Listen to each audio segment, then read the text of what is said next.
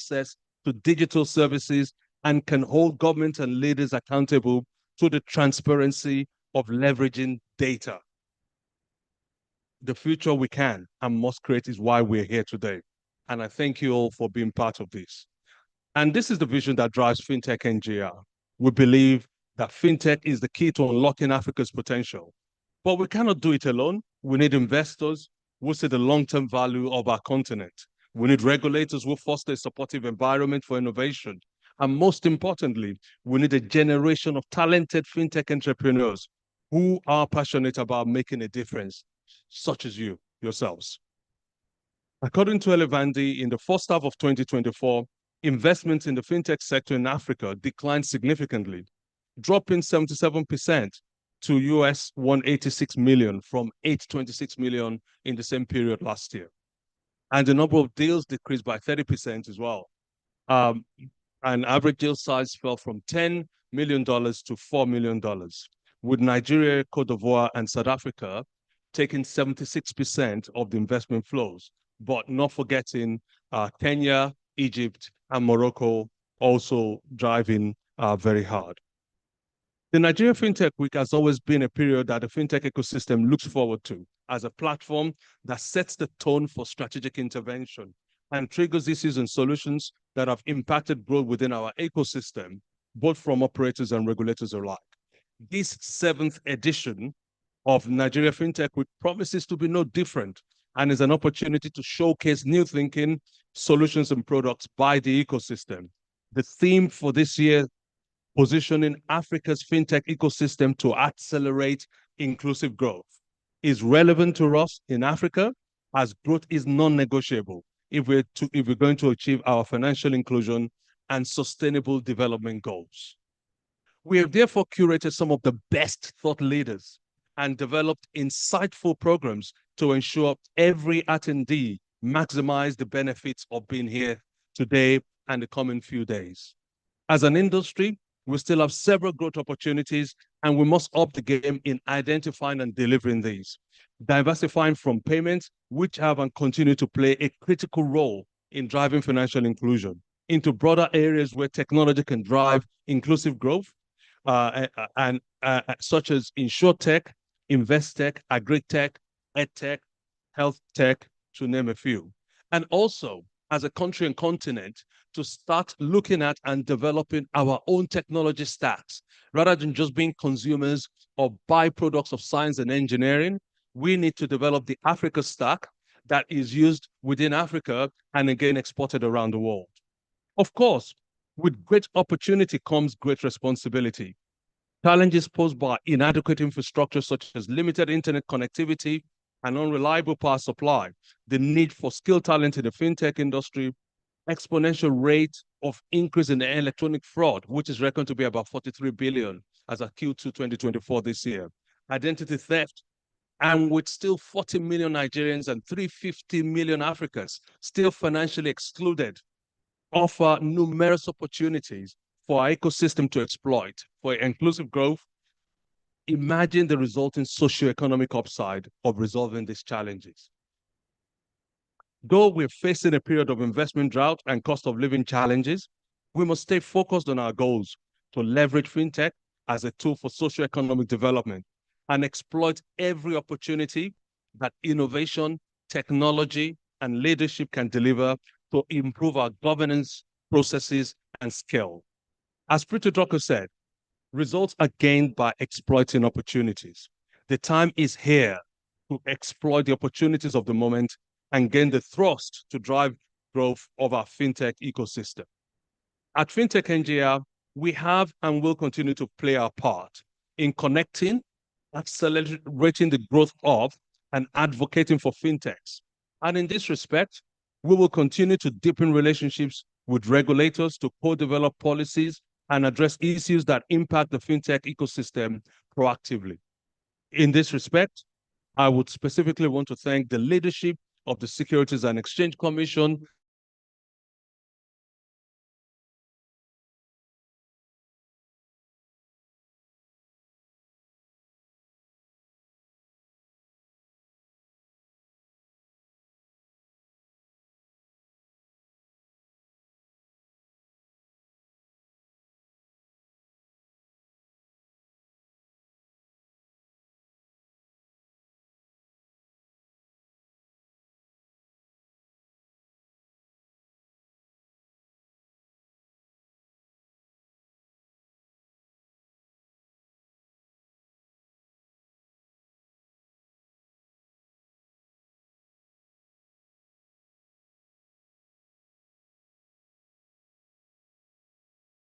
provide thought leadership and best practice platform to our members and broader ecosystem participants. And of course, continue to organize a world-class Nigeria FinTech Week and world-class webinars to foster growth, understanding, and collaboration within the ecosystem. As I will be stepping down shortly as president of the association after two successive terms, I would like to take this opportunity to thank the entire member of the Gulf Corps who have worked creatively and tirelessly with me over the past 4 years to grow membership levels by over 500% and provide an improved financial base for the association. Our able management team and staff, and of course our board of trustees, and in particular our chair, Dr. Segun Aino, who has been there at all times to provide the appropriate guidance and support and steer. Let me also welcome the incoming president, Dr. Stanley Jacob, our vice president, Dr. J. Jamila, and governing council members, and assure them that they can continue to count and draw on us as they grow the association and wider ecosystem. And of course, our many sponsors across the globe, including our embassies and high commissions, some of whom have been here year on year to ensure we continue to deliver a robust, insightful, and engaging conference. Together, we can build a fintech ecosystem that is second to none. Let us embrace the challenges and seize the opportunities. Let us harness the power of technology to drive the growth of the Nigerian economy and create a brighter and digitally inclusive future for every African and beyond. Enjoy.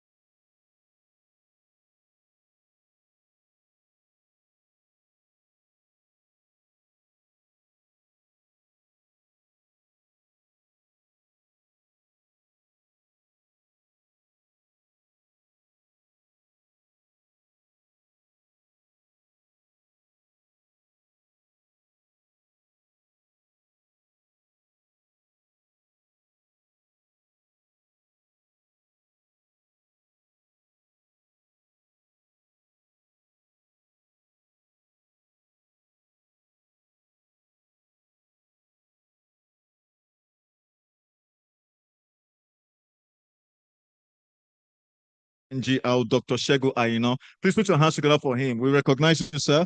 Thank you so very much. It's good to always see you. You're an individual who I hold in high regard, and I want to say a big thank you to your team. Privilege of being your anchor person the second time. And then certainly, I know I see the incoming president is the man who I hold in high regard. As a matter of fact, I perhaps might not have the kind of foothold I have in the fintech or financial space without his support. Ladies and gentlemen, Dr. Stanley Jacob, please can you put your hands together for him? You're welcome, sir. We recognize you. As well as the recognition, we continue. This year, we've agreed that we are going to be on time and we're going to be on cue.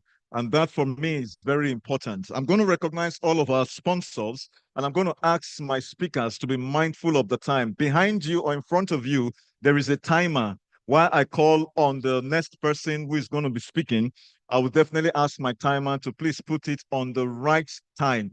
As soon as the time comes in, I will come up here smiling with a very fantastic fintech smile so that you know that you and I are going to have a good time. 3 days fully jam-packed. We don't want to compromise any other content, as a matter of fact. Every one of you joining us on online, this is a hybrid event. We recognize you, so don't feel as if we don't know you are there. Thank you so very much. We have over thousands of people who are actually watching me live right now. Please make sure you share with the hashtag NFW24. That is what we are dealing with this year. And that is going to tell us the fact that we have moved to the next session. Well, ladies and gentlemen, I'm going to be going through my goodwill messages.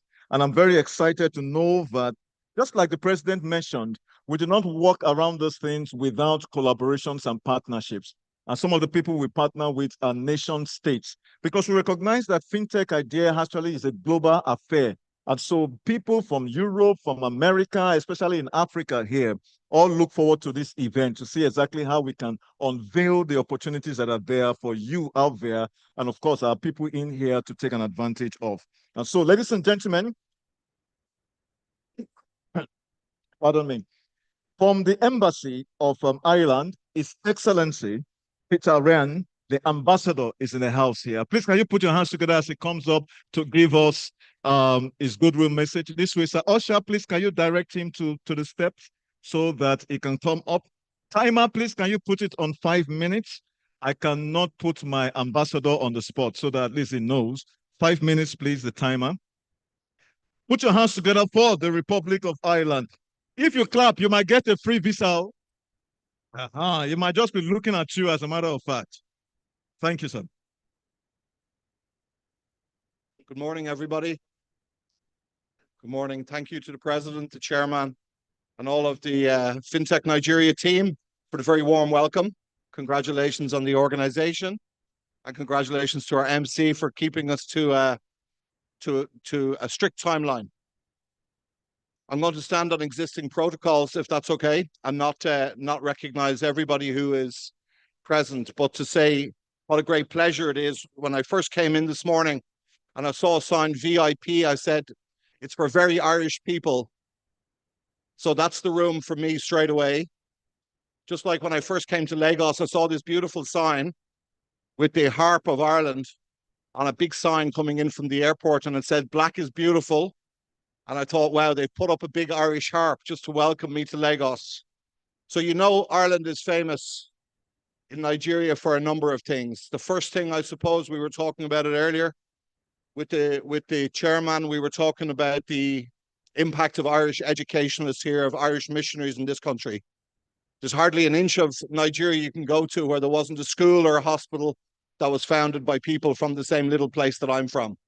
So that gives us a very special bond with Nigeria that lives and resonates up to today.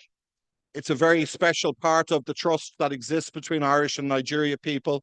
And it's something that has expanded over the years, not least with a certain black beer. That was one of the very first one of the first FDI projects into this country, which has successfully lasted for more than 75 years. I think they're about to celebrate their 75th year. And in that time, Ireland and the Irish economy has been transformed. It's been transformed on a number of headings, I suppose. The most important being the education level of the people in Ireland. We have a very highly qualified, talented workforce in Ireland with more than 60% of our population. Just understand that statistic for a second. That's one of the highest numbers in the world of people going to third level education. So we have a lot of smart young people. We have a lot of people looking to work in innovation and looking to work in advanced technologies, which is one of the reasons for the transformation of Ireland, if you like, in the 75 years since Guinness came. Also in 1973, many of you will know that Ireland joined the European Union, and we've remained in the European Union, and we remain in the heart of the European Union. And I'll let you in on a little secret. When Ireland joined the European Union in 1973, when I was still a little boy, believe it or not, I was still very small then. In 1973, when Ireland joined, our GDP per capita was 40% of the EU average. 40%. Today, because of the transformation that's happened in our economy, because of the higher education of our young people. Irish GDP per capita is twice the EU average. So Ireland is a very progressive place. It's a place that's been transformed, and we've seen a whole raft of young technology startups come and to go out to the world. And we're really, really delighted and honoured that we have an Enterprise Ireland-led group of Irish companies here this week. Enterprise Ireland is the trade and innovation arm of the Irish government. I'm sure you'll know Tessa already. Many of you will know Tessa, who's very active here in Lagos. And she's joined this week by her colleague Emer Costigan. And they brought 5 exciting Irish companies here to be part of the Nigeria Fintech Week, to be part of what the president described for us, this exciting marketplace and this exciting opportunity. There's a company called AG2 here. There's a company called Dayon here. Fexco are here. Tola Mobile are here, and ECAS Finance are here. I had a wander around the stands a few minutes ago. A couple of them are already here, which is pretty good for the first day, in fairness. And I'm sure the rest of them will be here over the coming few hours. But I hope you get an opportunity to chat with them, get an opportunity to learn from their experience, firstly, of operating in such a diverse multinational space as the Irish market is. It's a small one, but it's a particularly dynamic location given the prevalence of global technology companies there. Secondly, they're very active in the European Union, which is, as we know, the largest and wealthiest market in the world with 500 million consumers. And thirdly, they've all gone global because Ireland is so small that we have to go global. So we're always looking for overseas partners, always looking for opportunities to learn and to spend time with best practitioners across the world. So listen, I look forward to seeing you over the course of the day. I'm going to be around a little while. The MC is on his way. He's even got an apprentice MC with him, which I'm very impressed with. It's really wonderful to have a chance to be a part of this and share with it. And I'd like to commend my international colleagues also for being a part of this, because it's very important, I think, that we come as an international community and collaborate and benefit from the opportunities that are here. I wish you well with it. Thank you for all the work that you've done. I know you know Ireland well, but we look forward to enhancing that cooperation. Sláinte, thank you. Thank you so very much, His Excellency. I thank you. Yes, it was right on time. I want you all to know that I'm your best friend today. However, you and I can actually share that best friendship when we actually embrace the time excellently, as a matter of fact. We hope you're going to still remain with us for some few more minutes. We're going to come in still to attend to some of this whole issue. Ladies and gentlemen, quickly, I would like to say that be mindful of personal items. We do not want to have any incidences. Next in line, ladies and gentlemen, I'm excited. As you can see, the program is progressing, and then we are going to Ireland later on this year. As a matter of fact, His Excellency has whispered that, Stephen, just come in. You don't need to apply for whatever you need. You have a free visa. We want to express some of those wonderful liquor and the beer that they have there. I think that's one of the greatest exports that they have. Thanks so very much, His Excellency, for such a wonderful presentation. And this is a wonderful partnership we look forward to.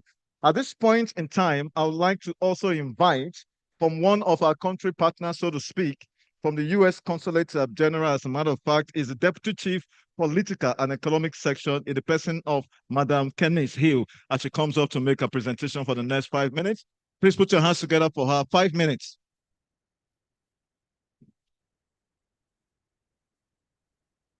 While she's coming up, please watch your steps. We have Uchechi Ogboyi, Daniel, and Noah Banjo, who will be my repertoire for this event. I'm very sure the president's speech is going to be made available to them so that they can have that captured. Over to you, madam. You're welcome. Good morning. I will be very mindful of the 5 minutes, 4 minutes and 53 seconds, actually. So good morning, ladies and gentlemen. I too will stand on existing protocol. My name is Kenneth Hill. I'm the Deputy Economic and Political Chief here at the U.S. Consulate in Lagos. And I would like to thank Ade Bojomo, Babatume, Seun, and the entire Fintech Association of Nigeria team for inviting me here today on behalf of our Consul General.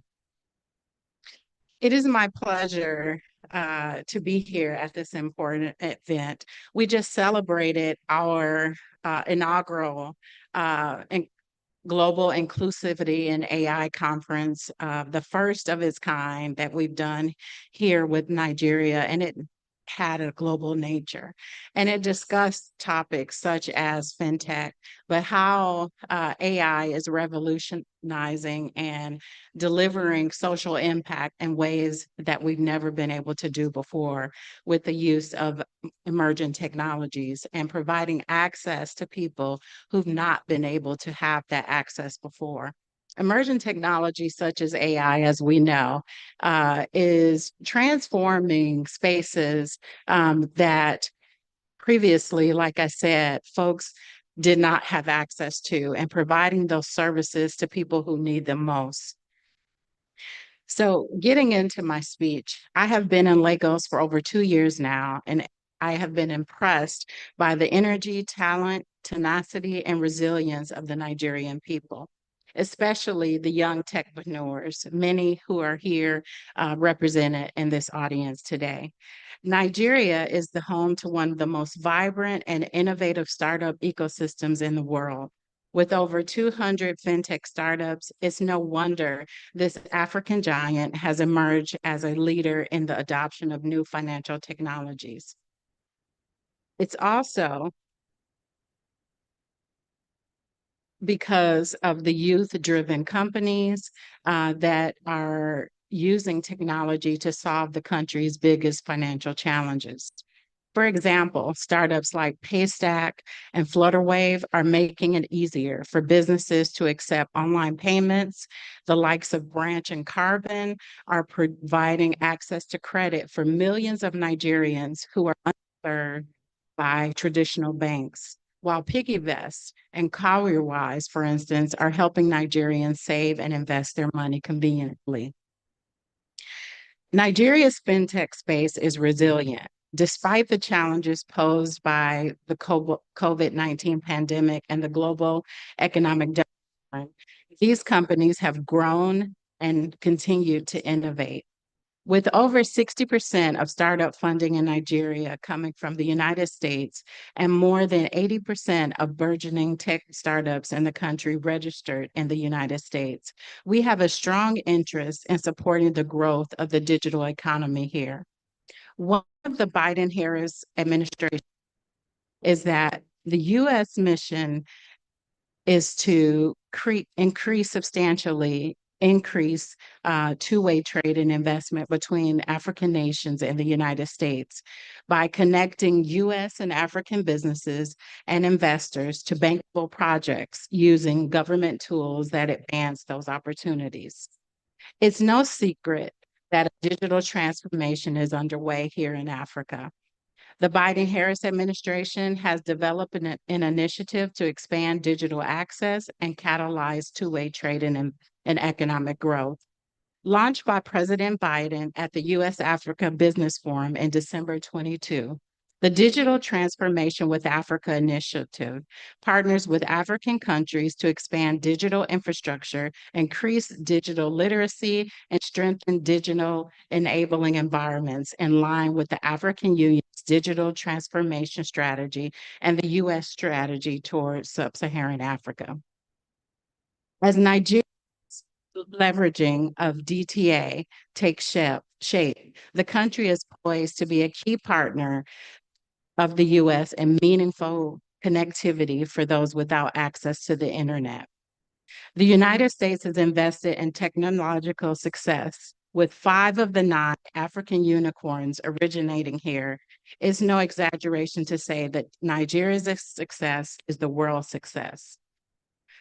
As our Deputy Assistant Joy Batsu recently said at the AI conference, we owe it to the world to unleash Nigerians' talent in service to solve those greatest problems. This FinTech Week is one more opportunity to manifest this. Let's come together as entrepreneurs, innovators, government officials, investors, civil society, and citizens to unlock the immense potential of African technology in the African technology ecosystem. By leveraging the power of technology, we can work together to build a Nigeria that leads the way in innovation, empowers its people, and contributes to the progress of the world. Thank you all. Uh, Madam Hill, thank you very much. I'm careful not to offend the United States. We always have to be friends of the United States as always. Please put your hands together one more time for her. While she was speaking, our keynote speaker for today actually walked in. Is a man that I've actually had on my show, a very good friend and a big brother. You're welcome, sir. And I'll recognize other dignitaries that have joined us. But quickly, we will invite next the Deputy High Commissioner of Canada, His Excellency Carlos Rogers Abulu. Please, can you put your hands together for all right, so I think we will hold that applause and I will let you know when we are going to have that given next.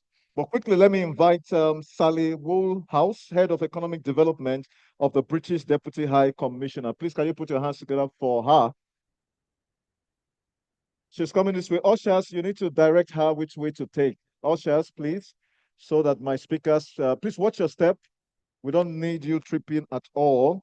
Then, ladies and gentlemen, she's going to be speaking for the next 5 minutes. And then, as soon as we're done, I hope that Dr. Nuruddin is on ground for us to actually have him. You're welcome, madam.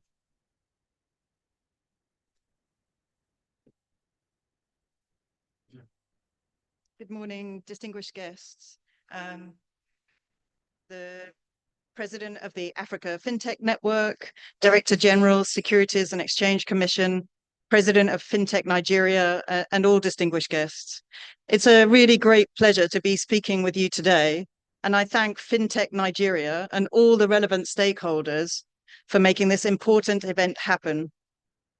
The exponential growth of the fintech sector over the preceding 15 years, both globally and within Nigeria, has transformed the financial sector. This has had wide-reaching implications for customers, businesses, and governments. And technological innovations such as digital banking, blockchain solutions, and e-commerce have and will continue to fundamentally change how we do business. This has been our experience in the UK, where fintech is one of the UK's strongest startup sectors.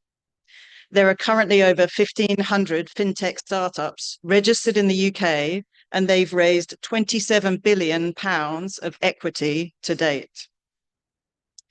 These startups have provided a productive challenge for traditional financial services, which has catalyzed innovation across the board. This has included new, more cost-effective and user-oriented mechanisms to process payments, access finance, and invest. These advancements offer real potential to unlock mutually reinforcing commercial and developmental gains.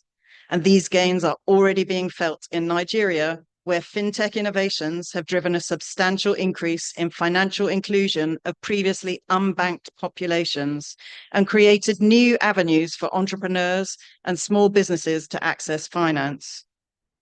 New innovations have also mobilized a steadily increasing stock of foreign direct investment into the fintech sector, which is despite broader challenges in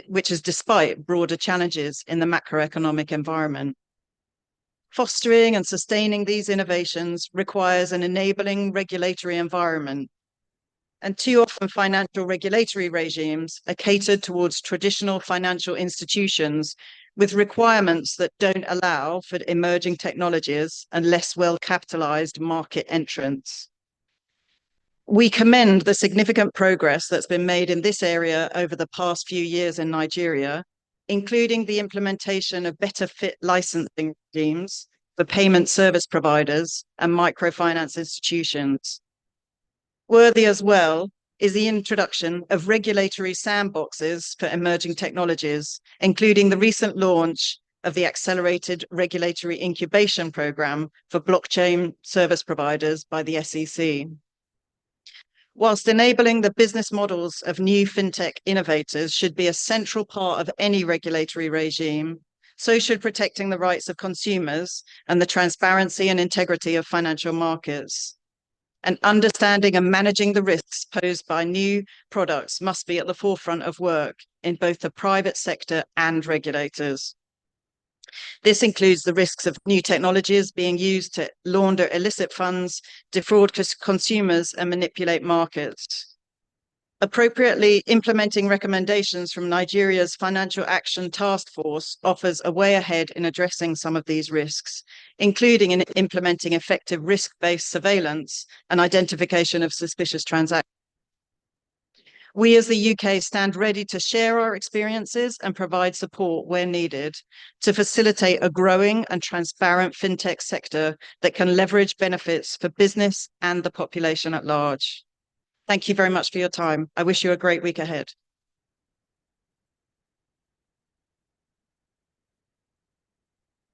Thank you so very much.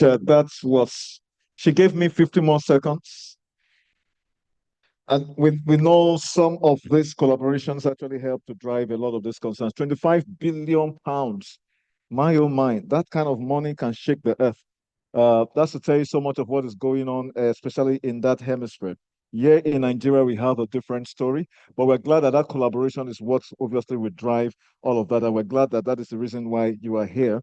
As it is, ladies and gentlemen, we are going to quickly go into our next item on the agenda. Earlier on, these are the goodwill addresses by the diplomatic communities and the Nigerian government and the relationship they have, especially recognizing the fact that fintech is a huge driver for the economy, especially with inclusiveness, as we've seen, which this year's theme is positioning Africa's fintech ecosystem to accelerate inclusive growth. And so, ladies and gentlemen, the keynote presenter is a gentleman that I hold in high regard. He's a man that I value so much, and he's here in person and is going to be giving us the keynote address for day one on the theme of the event. Please, can you put your hands together for Dr. Emomotimi Agama, the DG of Securities and Exchange Commission, as he comes up to make his presentation. And I want to say a big thank you to every one of you, and my speakers understand how it works. We are best of friends, and time itself happens. And so, ladies and gentlemen, as it is, that is the DG of SEC. Please, can you put your hands together for him?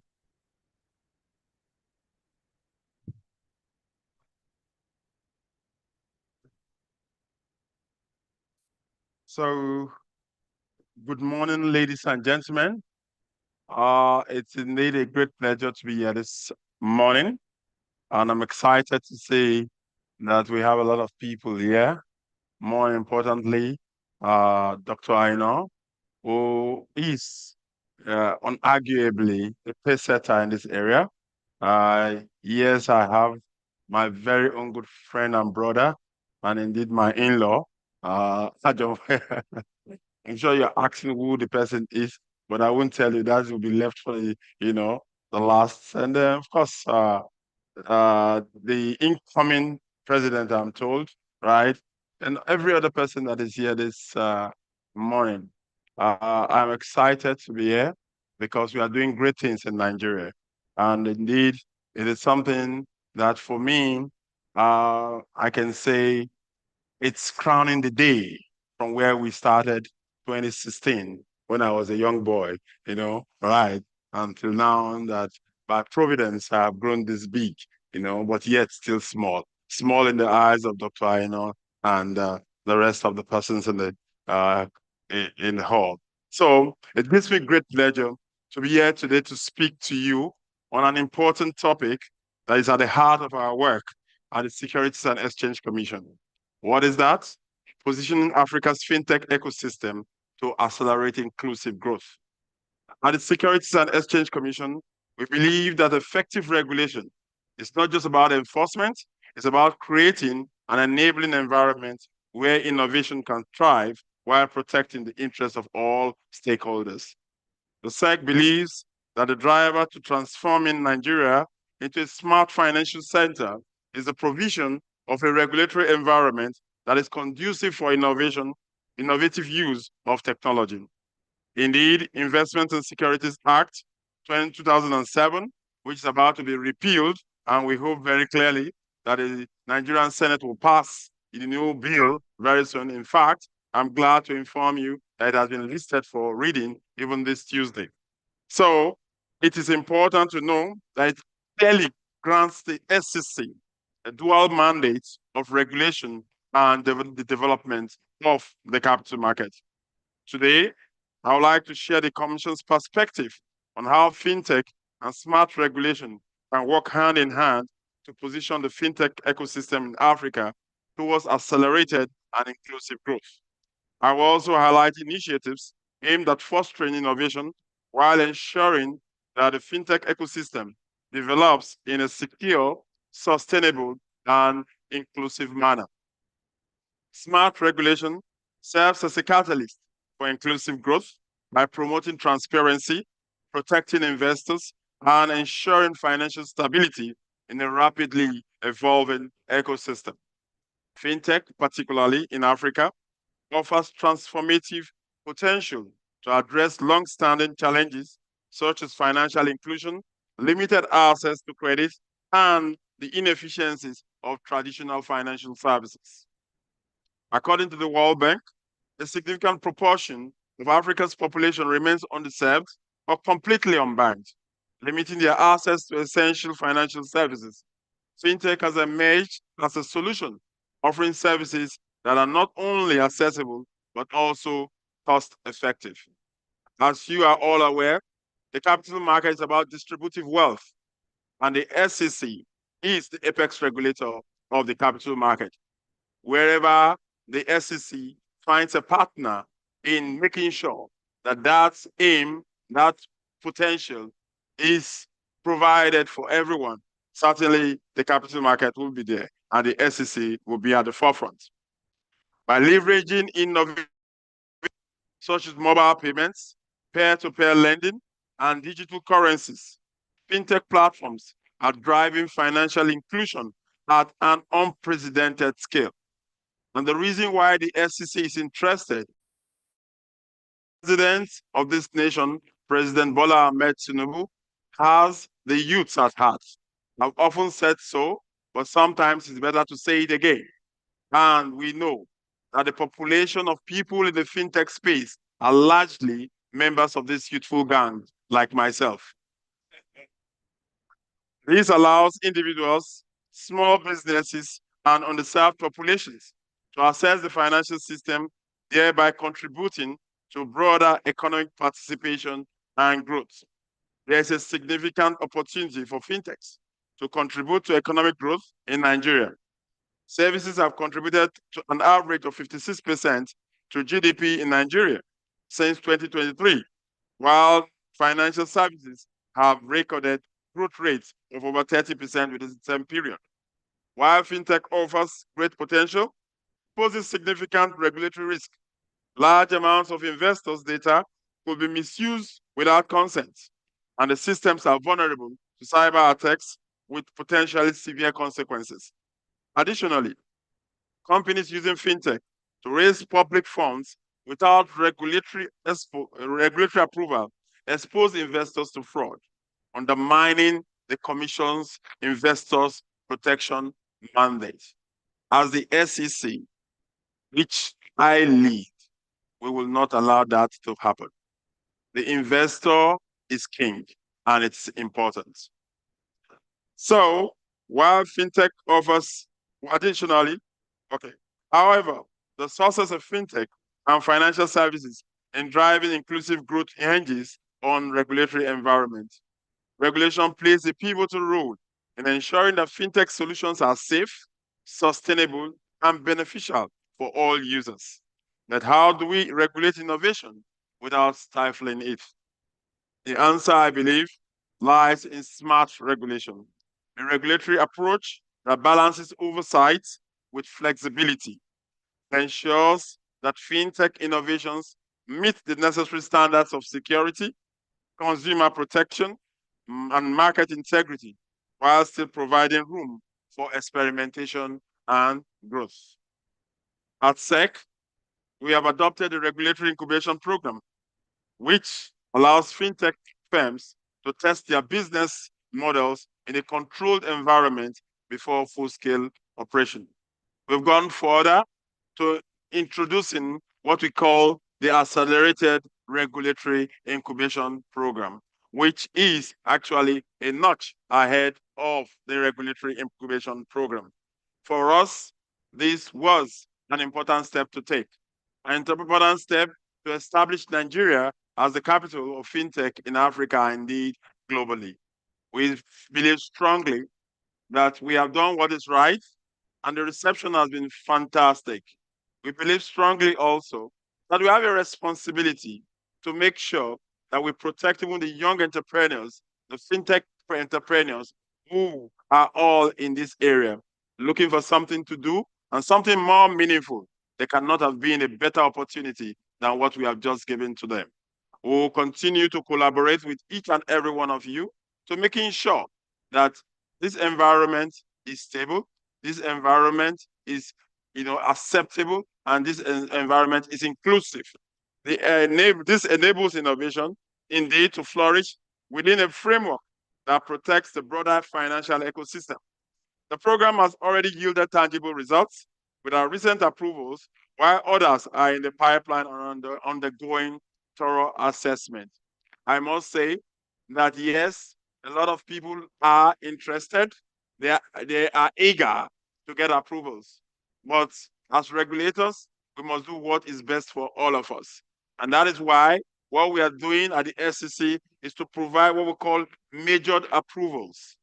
We certainly cannot flood the market with everybody. We must make sure that there is a structure. We must make sure that there is governance. We must also make sure that we advise those that are getting interested in it. It is not all about everyone that wants to come in. It's about everyone that wants to come in well and making sure that it lasts.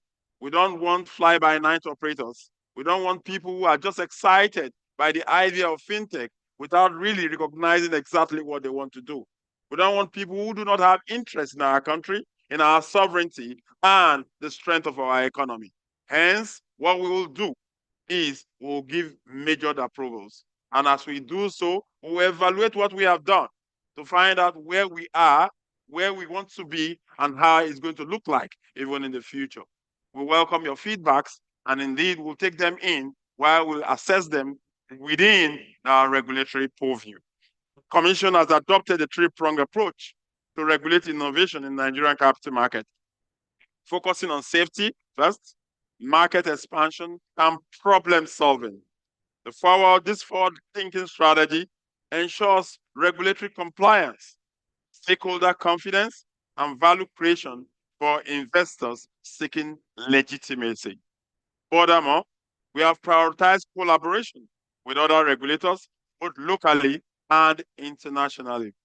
As a country, we owe our co-regulators the responsibility of having discussions with them, understanding their pain points, and incorporating that in our regulation. As SEC, we cannot act alone. For us to have a stable system, we must cooperate as co-regulators to making sure that the end result justifies the means. So, by working closely with Central Bank of Nigeria, the Financial Services Regulatory Coordinating Committee, and international bodies like the International Organization of Securities Commission, IOSCO, we are creating a harmonized regulatory environment that encourages fintech innovations. Trust is the cornerstone of any financial system. Smart regulation builds trust by ensuring that fintech companies operate transparently and that consumers' rights are protected. For example, our regulations require all fintech platforms dealing with digital assets, cryptocurrencies, and other securities to adhere to robust anti-money laundering and know your customer standards. This fosters a safer environment for both investors and consumers. The journey toward a more inclusive and African fintech ecosystem requires collaboration across all sectors. Beyond regulation, governments can promote fintech through initiatives like digital infrastructure development, public-private sector partnerships, or educational programs to build digital skills in fintech. I urge fintech innovators to continue developing solutions that address Africa's unique challenges, particularly in the areas of financial inclusion, access to capital, and wealth creation for underserved populations. I also know that providing an enabling environment, Nigeria will be exporting fintech skills globally and will be a place of note every day. For regulators across Africa, I emphasize the importance of harmonizing our regulatory approaches. A fragmented regulatory landscape hampers the growth of fintech by creating unnecessary barriers to entry and cross-border collaboration. Let us work together to establish common frameworks that support innovation while ensuring market stability. For investors and financial institutions, the opportunities presented by fintech are immense. I encourage you to actively participate in this transformation by supporting fintech innovations that drive social impact and inclusive growth.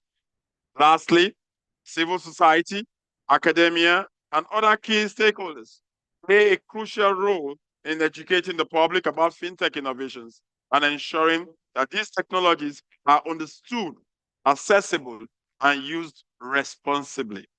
I must stress that we need to build digital literacy and financial education, particularly for the populations benefiting from fintech. This will help ensure that inclusive growth is sustainable. As you may be aware, this week is the World Investor Week, and the SEC has outlined various programs to educate the public, and we encourage all to participate. Also of note is that the theme for this year's World Investors Week speaks to digitalization, cryptocurrencies, and everything around the digital assets. Africa's fintech ecosystem is actually ripe for innovation. And the potential for inclusive growth has never been greater. Regulation tailored to the unique needs of our continent will enable us to unlock this potential, fostering a future where all Africans can participate in and benefit from the digital economy. At SEC, we are committed to supporting this future through forward-thinking regulations and balanced innovation with protection, fostering a resilient and inclusive financial system. As we forge our regulations at the SEC, we invite everyone who wants to participate in this market within our regulation to seek registration, because registration is actually the hallmark of regulation. And I will say and emphasize very strongly that as we do this, we are also ramping up our enforcement mechanisms. There will be no I beg you. So as of this time, we ask you, if you do not understand, ask and we shall answer you. The SEC is a friendly institution. Our disposition to innovators, to fintech practitioners, and indeed our clients is different from what it used to be. I can tell you clearly that I have friends much more amongst the fintech innovators than any other set of people. I happen to be an interested party in this space, and I want it to grow. But it has to grow responsibly. It has to grow devoid of the intentions of weakening our economic systems. It has to be devoid of weakening our naira specifically. I make these quotes because I work for government. And besides working for government, I am a Nigerian. We must all work together to strengthen our economy. The innovations are expected to help us, not to destroy us. And so the SEC and other regulators will be there to watch. But more importantly, I'm happy at the collaboration with Fintech Nigeria that I know supports our dreams, supports the aspirations of the Nigerian government, and support the aspirations of you, the youths, who are the innovators. At this time, we must all understand that we all have a responsibility, and that responsibility is a shared responsibility. This country belongs to us and no other person. And so we must all remain here to lift it up together. So in conclusion, fintechs offer an opportunity to transform our economies and societies. And we commit to this journey with a shared vision, a spirit of collaboration, and an unwavering focus on building a prosperous and inclusive Nigeria and Africa. Thank you and God bless. There is nothing much more to add. Thank you, DG. I want you to just wait here for a while. Right. At this point in time, ladies and gentlemen, the DG of SEC with that presentation assuring us the fact that as long as you are not going into fraudulent ideas, is there for you to work with. Please put your hands together one more time for him. Let me quickly invite the members of the diplomatic communities that earlier on presented. His Excellency Peter Ryan, please come upstairs. Madam Kennis Hill, please come upstairs, as well as I understand from the British Deputy High Commission, please can you come up? As well as let me also have understand the Canadian diplomat is here as well. Please can you join them up as the case is? Please let me have the president and the vice president ingoing and outgoing to come up as well. And of course, Chairman Board of Trustees, Fintech NGR to please come up for a group picture quickly. Also, please direct my dignitaries. Yes, I'm aware. Thank you very much, my incoming president. Good to see you again. Yes, I remember. Right. That's the The good thing is this. Please make sure as a VIP you have your red tag. That is what is going to help in terms of creating the access. What's happening? Okay. Thank you. And take this president. All of them will come. You come over. Please, the COO should come up. So we can come in front. A photographer, you guys have to direct quickly. Let's have the chairman board as well as president. Vice president is the vice president. Fintech NGR, please, can you come up? Dr. Jamila, please come up and join them. All right, we have two shots to take. Yes. Then after this, every member of the governing council as well as BOT should please join them after this shot. Please, can you smile, Fintech smile? Fintech smile attracts money. We had 25 billion pounds from Britain.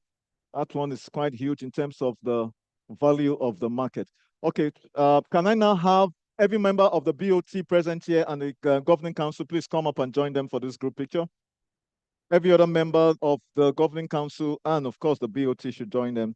And after this, I would like to invite His Excellency Carlos Rogers Abulu to please come up to make his presentation for the next 4 minutes, as the case is. Every member of the BOT.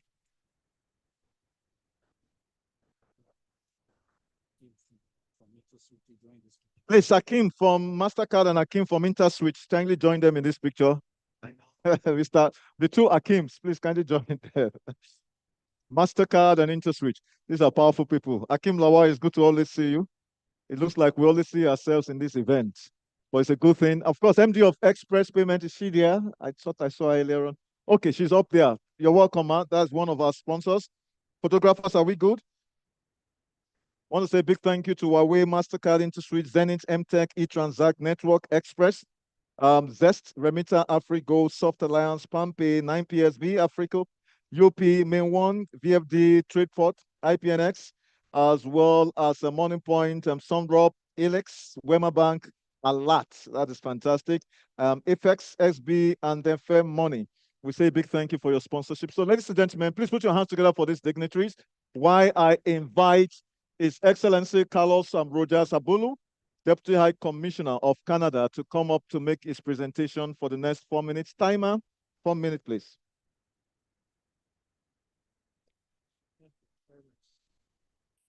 Thank you. Yes. Thank you very much. I'm on a timer. That's wonderful. I don't know if I will hit the mark, but let me start by saying how excited I am to be here. This is my first event in Lagos. Arrived on September 20th, and I wanted to be here. So thank you. So maybe for the purposes of having this morning session, I'll be trying to be as concise as possible. I do want to very much thank the organizers of this great event. Very excited to be here this morning. I also want to recognize the speakers that are going to be here as well, the authorities, members of the diplomatic community, but a special commend to Dr. Segun Aina and the Fintech Nigeria team for their leadership and dedication in putting together this world class event. Let me get right to it. I am pleased to witness the strong and growing relationship between Canada and Nigeria. I'm honored to be here as a representative of my country, particularly in the realm of information and communications technology. In fact, the theme of this year's event, positioning Africa's fintech ecosystem to accelerate inclusive growth, could not be more timely. Across the continent, fintech innovation is driving economic transformation, fostering financial inclusion, and expanding access to vital services for millions of people. Here in Nigeria, we see a thriving ecosystem, just some of the things that we were hearing before, of startups, innovators, and entrepreneurs who are leveraging technology to solve local challenges, while at the same time positioning the country as a leader in the global fintech space.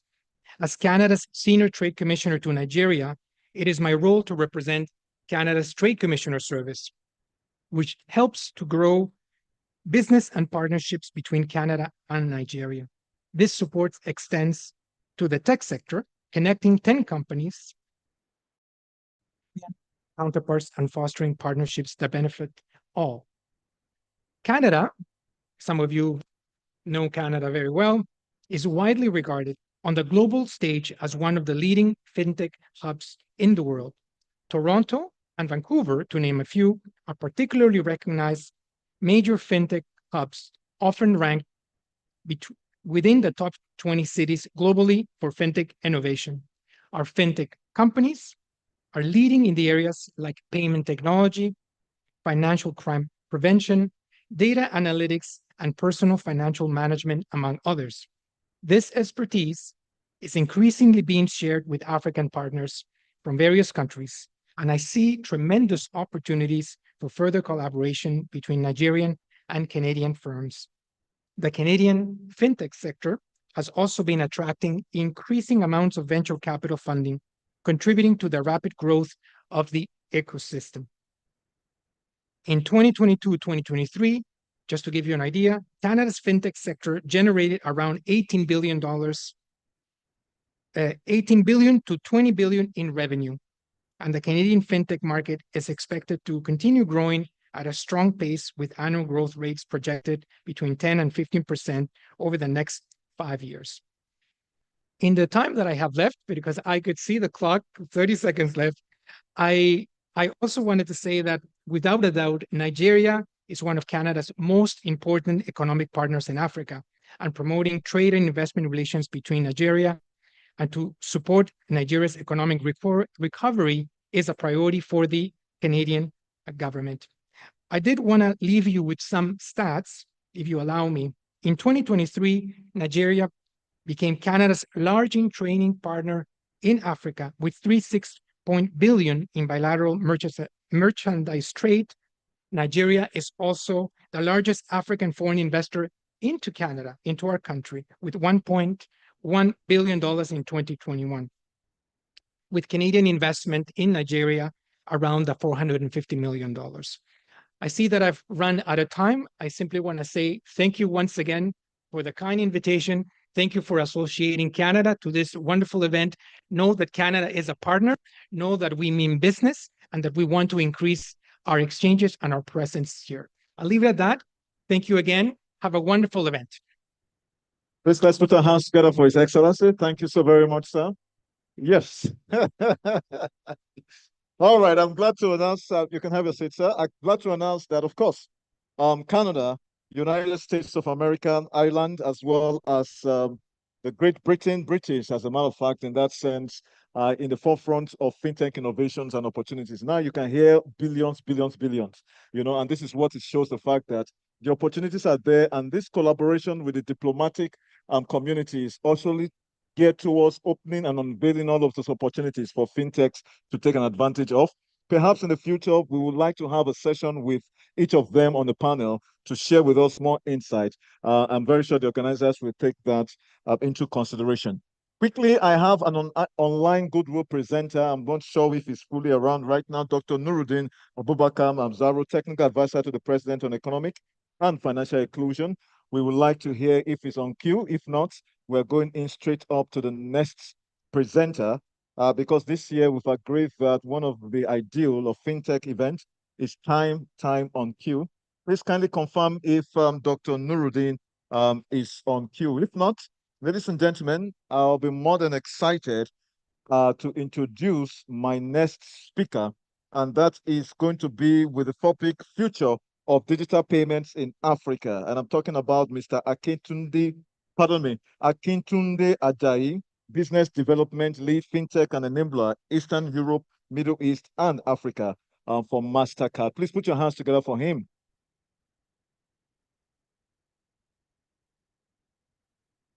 And he will be speaking for the next 8 minutes.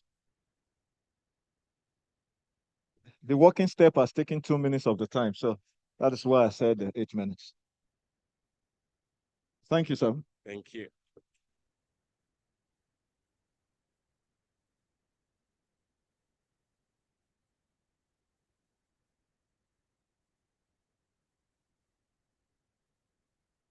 Good morning, ladies and gentlemen. Permit me to remain on existing protocol. My name is Akintunde Ajayi. I was called Akim the other time. My name is Akintunde Ajayi, and not Akim. So point of correction there. So I work with MasterCard. I look after acceptance and enabler across Eastern Europe, Middle East, and Africa. I sit out of Lagos, Nigeria office. So goodwill message from MasterCard to everyone here. It's an honor to be here today at the Nigeria FinTech Week, discussing a topic that shapes our continent, economic future, the future of digital payments in Africa, and especially Nigeria. As we all know, Africa is a youthful, vibrant continent, and Nigeria stands at its forefront with over 218 million citizens, of which about 70% were under 30-year-old. The sheer scale of mobile and internet penetration in Nigeria with its young, digitally savvy population present an unparalleled opportunity to leapfrog traditional financial systems and create digital payment solutions that are tailored to the local market. However, despite this potential, cash still remains very, very dominant. As one of the Africa largest economy, these stark statistics represent both a challenge and a massive opportunity for us to transition Nigeria into a true digital economy. Again, as we also know, mobile money has revolutionized financial access across Africa, but the story in Nigeria is very unique. Unlike East Africa countries where mobile money has made a more immediate impact, Nigerian regulatory framework combined with the growth of financial fintechs, banks has led to the creation of innovative hybrid models. Platforms like OPay, PalmPay, MoneyPoint are refining financial assets for millions of Nigeria by offering both digital wallets and agent networks. This gives users multiple ways to participate in the digital economy. In fact, Nigeria fintech sector has seen a meteoric rise, with over 200 fintech companies contributing to the development of mobile money and digital payment solutions in Nigeria. In fact, this growth has been witnessed across sub-Saharan Africa, according to GSMA. Sub-Saharan Africa holds the highest level of mobile money adoption, increasing the regional GDP by over 150 billion between 2013 and 2022. This shows how digital payments are significantly driving Africa economic growth. At MasterCard, we believe in the future of digital payments in Africa, and it lies in co-creation with fintechs. Fintechs have been at our forefront of creating local relevant solutions that resonate with Nigerian needs. By partnering with them, we don't just replace cash. We build ecosystems that reflect the economic landscape of Nigeria. Take, for instance, our contactless payment solutions, which through collaborations with the likes of Neplos, Provius, and a few other partners, most likely in the house, has contributed to the deployment of our tap on phone solutions, our pay by link solutions, just to mention but few. Our partnership with the likes of Honorfree, with the likes of BlueSort, are driving fintech inclusive, virtual card and wallet, and creating opportunity for consumers to enjoy cross-border services. Another example is our collaboration with the MTN Group fintech, the Momo, connecting millions of people and small businesses across Africa with secure mobile payment tools, expanding access to the benefit of the cashless digital economy, and even our partnership with Airtel Africa. These types of innovations and partnerships tailored for the affordable and scalable are critical in ensuring that digital financial services are available to every Nigerian regardless of their economic background. MasterCard has also rolled out our Community Pass, our shared digital platform that works offline and has enabled over 2.4 million individuals in Africa, mostly smallholder farmers, to participate in the digital economy. We are committed to reaching 50 million individuals in Africa between now and the next 5 years. Narrowing down on our tailored innovations and solutions at MasterCard. Our innovations are focused on advancing digital transformation, building trust, and go beyond the transactions.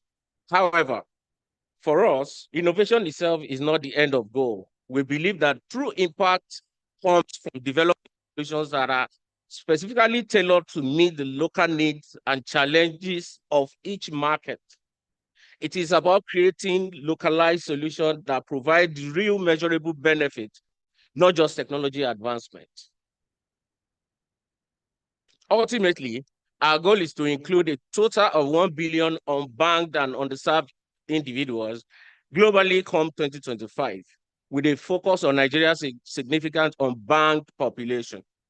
We aim to empower 50 million micro and small merchants, enabling them to accept electronic payment for both local and international transactions.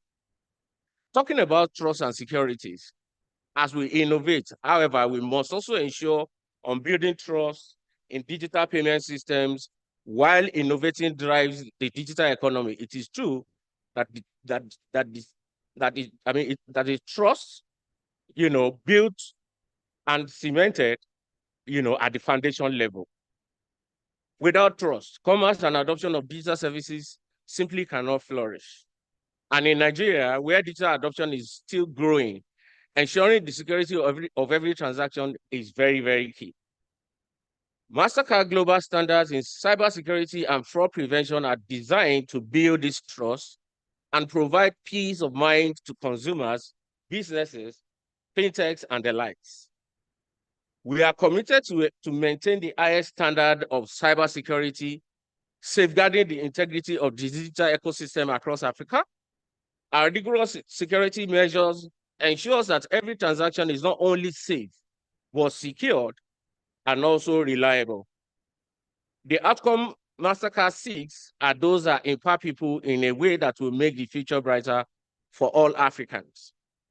We work with the like-minded partners on innovations that will advance trust, augment digital transformation, and foster the growth of inclusive and sustainable digital economy. At MasterCard, we are deeply passionate about the potential of technology and partnership to continue growth of digital payments. The future of digital payments in Africa is incredibly brighter, but it requires collective actions. From fintech to financial institutions, to telcos, to government, we must work together to create solutions that are not only innovative, but also inclusive and, most importantly, trusted. Our commitment at MasterCard is to advance digital transformation because we believe that this is a great way to create meaningful impact that improves lives, empower communities, and enable business to thrive. In conclusion, the story of Africa and digital payment is still being written, with many more chapters to come. It is up to us to play our part in shaping the future. MasterCard is excited to build this future with Africa stakeholders, shaping a digital inclusive and prosperous continent. Thank you. Pardon me, Mr. Akintude. I know I put you on the spot. But MasterCard, I had the privilege of moderating a fireside chat with one of your top individuals at the just concluded MSc Finance Awards.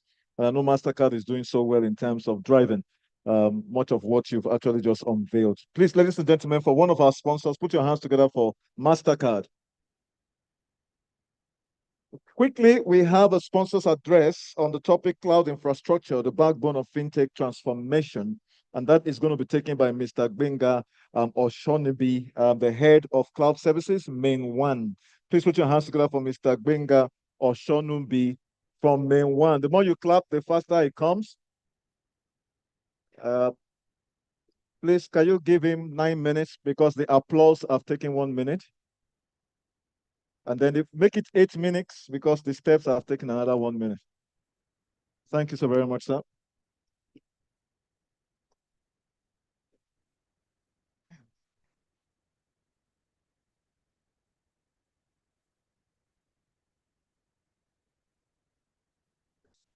Good morning. All right, thank you. Good morning, ladies and gentlemen. Good morning to the organizers of this event for this opportunity to speak. I have a topic before me, cloud infrastructure, the backbone of fintech transformation. My name is Gbenga Oshinobi.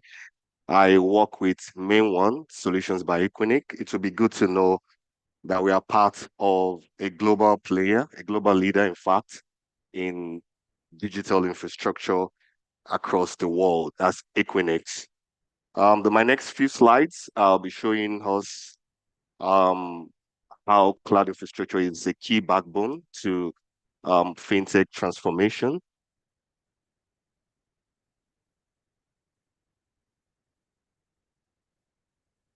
Okay, thank you. I'll start with the overview of the fintech industry.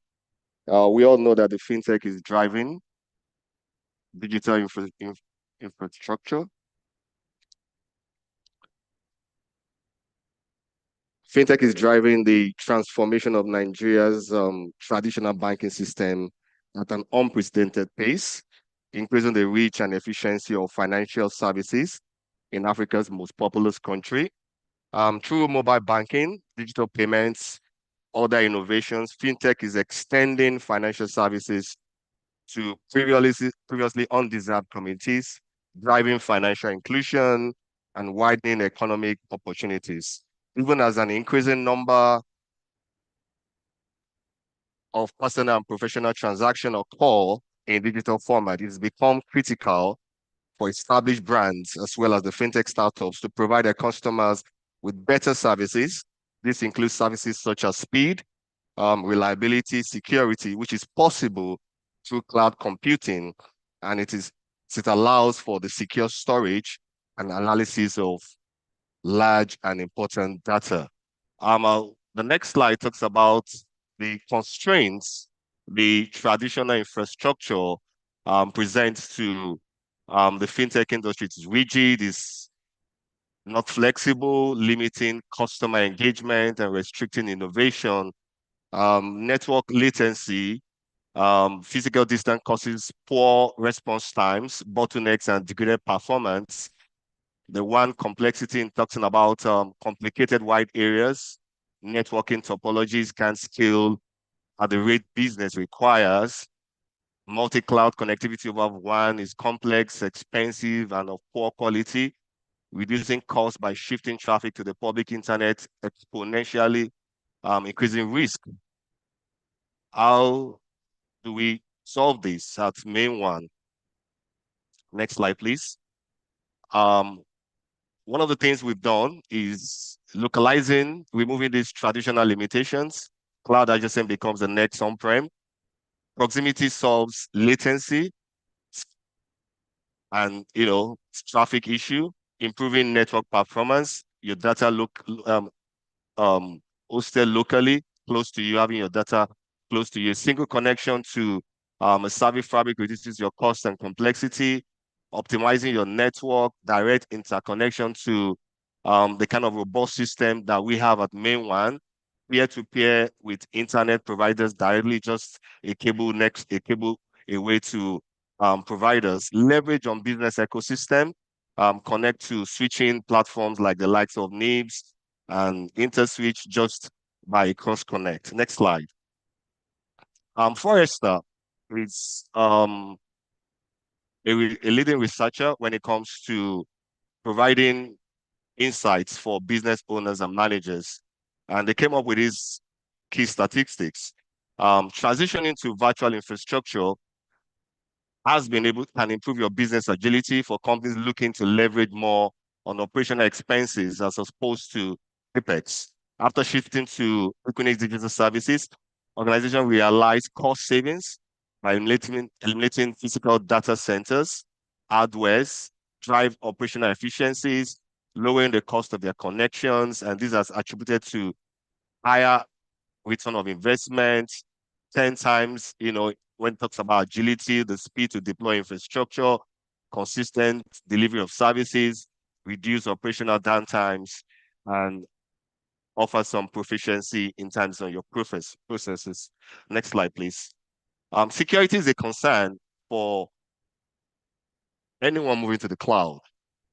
And one of the things we tend to address when we bring people on board on the cloud, which we've done for a good number of fintech organizations in country, in Nigeria here. How do you want to protect your data? How do you want to protect data in motion, data in transit, encryption, having another layer of authentication, to the general passwords, that's the multi-factor authentication, regular security audits, do a proper vendor due diligence, and also employee awareness and training. This is one key part where a lot of people miss out and not knowing that most threats actually come from insights. Next slide. With cloud infrastructure and hosting locally, you will reduce people, you reduce MPLS costs, and reduce physical hardware along with the support cost. Next slide, please. Almost half of C-suite executives admit that they do not know where to start when developing their transformation strategy. This a quote by Intelligent CIO, a publisher, talking about the kind of governance you want to have in the cloud. You want to extend the security, the IT security management, things like the PCI DSS, your ISOs, application migration. Do you want to do refactoring? Do you want to do a lift and shift? The security, I've spoken about the security management. Do you want to have a managed services where you focus more on your business? What kind of network do you want to put in place? Is it SD-WAN? Is it site-to-site connection? The storage, your cloud roadmap, and how you want to optimize your cost. I'll go to the next slide. I have 4 steps here that can help people who want to begin their journey into cloud. The first stage is the prepare and plan.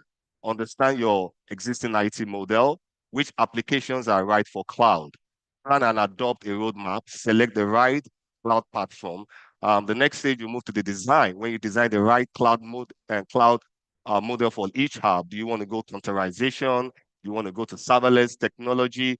Determine the right connectivity requirement, add to best practices in terms of security and compliance, the architecture to meet your SLAs, determine the RPOs and RTOs. Do you want to talk about your disaster recovery or even about your backup? Then you migrate, deploy according to best practice design, efficiency, migrating existing workloads just to ensure that you do not have downtimes when you're moving to the cloud. Ensure security compliance at every step of migrating to the cloud. Then also, even when you are now in the cloud, you still want to leverage on certified information security management processes like the like of PCI DSS and ISOs and SOC 2, OS patch management, 24/7 monitoring, and periodic survey reviews just to review for your cost optimization. Next slide, please. Why businesses choose managed cloud solutions? You don't have the talent and you want to grow, you want to expand, but you don't want to grow staff. You want to focus on your business while you allow the experts to focus on the infrastructure. You don't want to invest in hardware. You want to leverage on OpEx rather than reducing your total cost of ownership.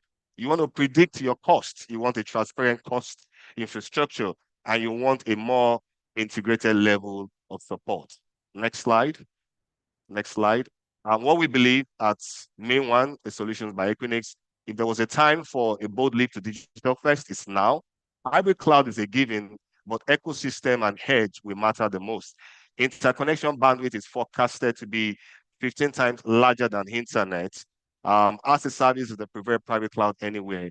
Digital first strategy goes beyond just being cloud, and entire industries are rethinking their business from edge to cloud. Next slide. Next slide. If you are not in the cloud, you are still in the cloud. Next slide. Thank you. Thank you so much. Benga, I'm your best friend here today. Thank you Yeah. very much, sir. All right. Thank you, sir. All right. Main One, as a matter of fact, is one of our sponsors. And with sponsors, you have to be very, very tender because you want an ongoing relationship. If you're not in the cloud, then you are in the crowd, and you don't want to be in the crowd. Thank you so very much. Please, can you put your hands one more time for Mr. Benga?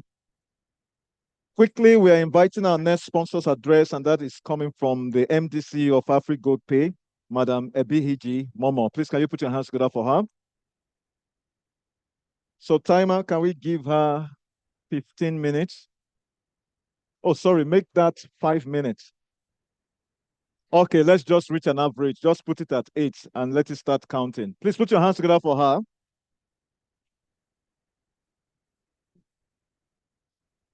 Thank you.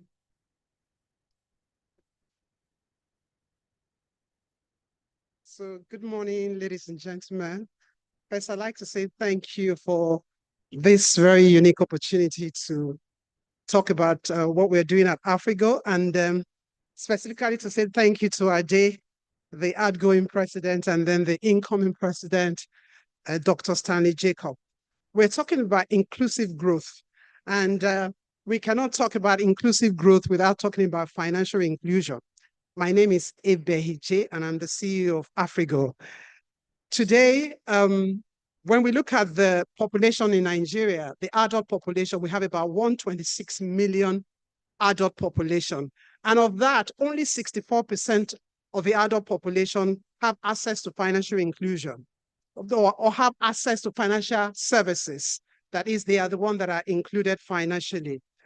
What is interesting, I don't know if we can just go straight to the first slide that talked about the data on financial inclusion. What is important and the data I'd like to share, if you can just go back 2 slides back, another slide back. We are going back, you're going forward. Okay, let me just talk about it. We have today 55 million bank accounts, and we have over 100 million NIN. That is a huge opportunity to bring people into the financial, to have engagement in financial services. There's a huge opportunity for us in Nigeria. And I'll just go to share briefly with you some of the things that Afrigo is doing to bring more people into the financial inclusion space. But first of all, let's look at the pillars of financial inclusion. We cannot talk about financial inclusion without talking about 5 key things that has to do with financial inclusion. Number 1 is access and awareness. I recall when our keynote speaker was talking about how do we create that awareness for people to be aware that they need to be included, and that people are consciously, deliberately bringing people into the financial inclusion. Then we talk about affordability. It is difficult to bring people into the financial space without thinking about the cost, how much it costs to bring people in. Of course, very importantly is the product diversification and collaboration. I was sitting earlier with my colleagues and we said, there are 3 competitors sitting here. And I said, no, we are competition. That's what we're doing, collaborating to ensure that we're able to bring people into the financial space. Now, we cannot overemphasize digital infrastructure. It is important that we pay attention to the availability of whether it's private or it is public digital infrastructure. We require that to be able to bring people to the financial, to engage and bring people into financial inclusion. Now, the regulatory framework, and I was very delighted to hear some of the things that the keynote speaker talked about, are that we also ensure that we are responsibly, in the digital financial space, whether you're a fintech or you're a bank, that we are doing this responsibly, ensuring that people are able to trust what we're doing. That is really critical. Now, what is Afrigo? I know that some of us have heard about Afrigo. I want to use the opportunity to talk about what we're doing at Afrigo. In January of 2023, the Central Bank of Nigeria launched our first national domestic card scheme called Afrigo. I'm very excited as a Nigerian, and just like the keynote speaker said, we have seen significant growth in the fintech industry. We have seen, a lot of trailblazers, people, doing innovations that are coming out of Africa, especially in Nigeria. And we will be proudly ensuring that we are doing innovative solutions that we can export to the rest of the world. There are people here in Nigeria, in Africa, but in Nigeria in particular, that are coming up with significant innovative solutions. So what is Afrigo? The Afrigo is a national domestic card scheme. We were set up to do key things. We talked about the pillars for financial inclusion, and we talked about affordability. Earlier on, the keynote speaker talked about how do we ensure that the foreign exchange, we're able to save some of them, the reserves are not emptied. Having an Afrigo card with you will ensure, first of all, you're able to transact with your card, and the cost of it will only be 100% in Naira. And we want to be able to expand our capacity and ensure we bring more people into the financial fold. It is important that we also emphasize here that when we talk about collaboration, the real enemy or the real person we want to fight is, and we must ensure that that is the focus, and that's why one of the reasons why we started Afrigo. Now, in card, there are a lot of innovation to drive inclusiveness, which is financial inclusion in this space. Just very recently, we solution that allows for merchants to get immediate settlement of their transaction as you transact with an Afrigo card. What does that really mean?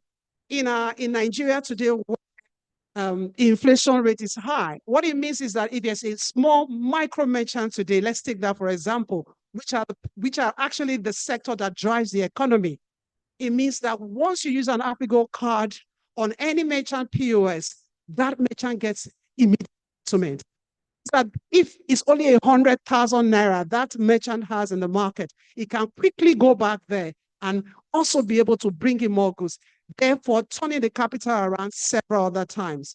We are very deliberate about the solutions that we are bringing as Afrigo, because we recognize that in Africa, especially in Nigeria, our issues are peculiar. So we are solving solutions that hit the man out there on the streets, significant solutions that we are bringing. I give you an example, and I want to say thank you to all the fintechs that are already partnering with us. We have a solution today where we are able to layer contactless capability for offline services. Transportation, where you are boarding a bus, you want to be able to tap and go. Yes, but you are in an environment where the infrastructure is not online. The structures are, they are failures all the time. What have we been able to do? We have collaborated with a fintech today, and therefore they're able to ensure that in transportation, they're able to use our cards, whether there is service or there is no service. I think that is significant. That is what goes straight to having innovation in the market in Nigeria. Another thing that I want us to talk about is identity. I said earlier that we had over 104 million names. What that means is that today, automatically, we can bring 30 million additional people into the to the ecosystem. What does that mean? For every name that we have, we are collaborating with the National Identity Management Scheme, where we can do a multi-purpose card for every Nigerian. Whenever the government is paying or giving out disbursing essential funds to people who do not have the bank accounts. With what we are doing with NIMSI today, we can bring in those people into the financial ecosystem, ensure that the right person is paid.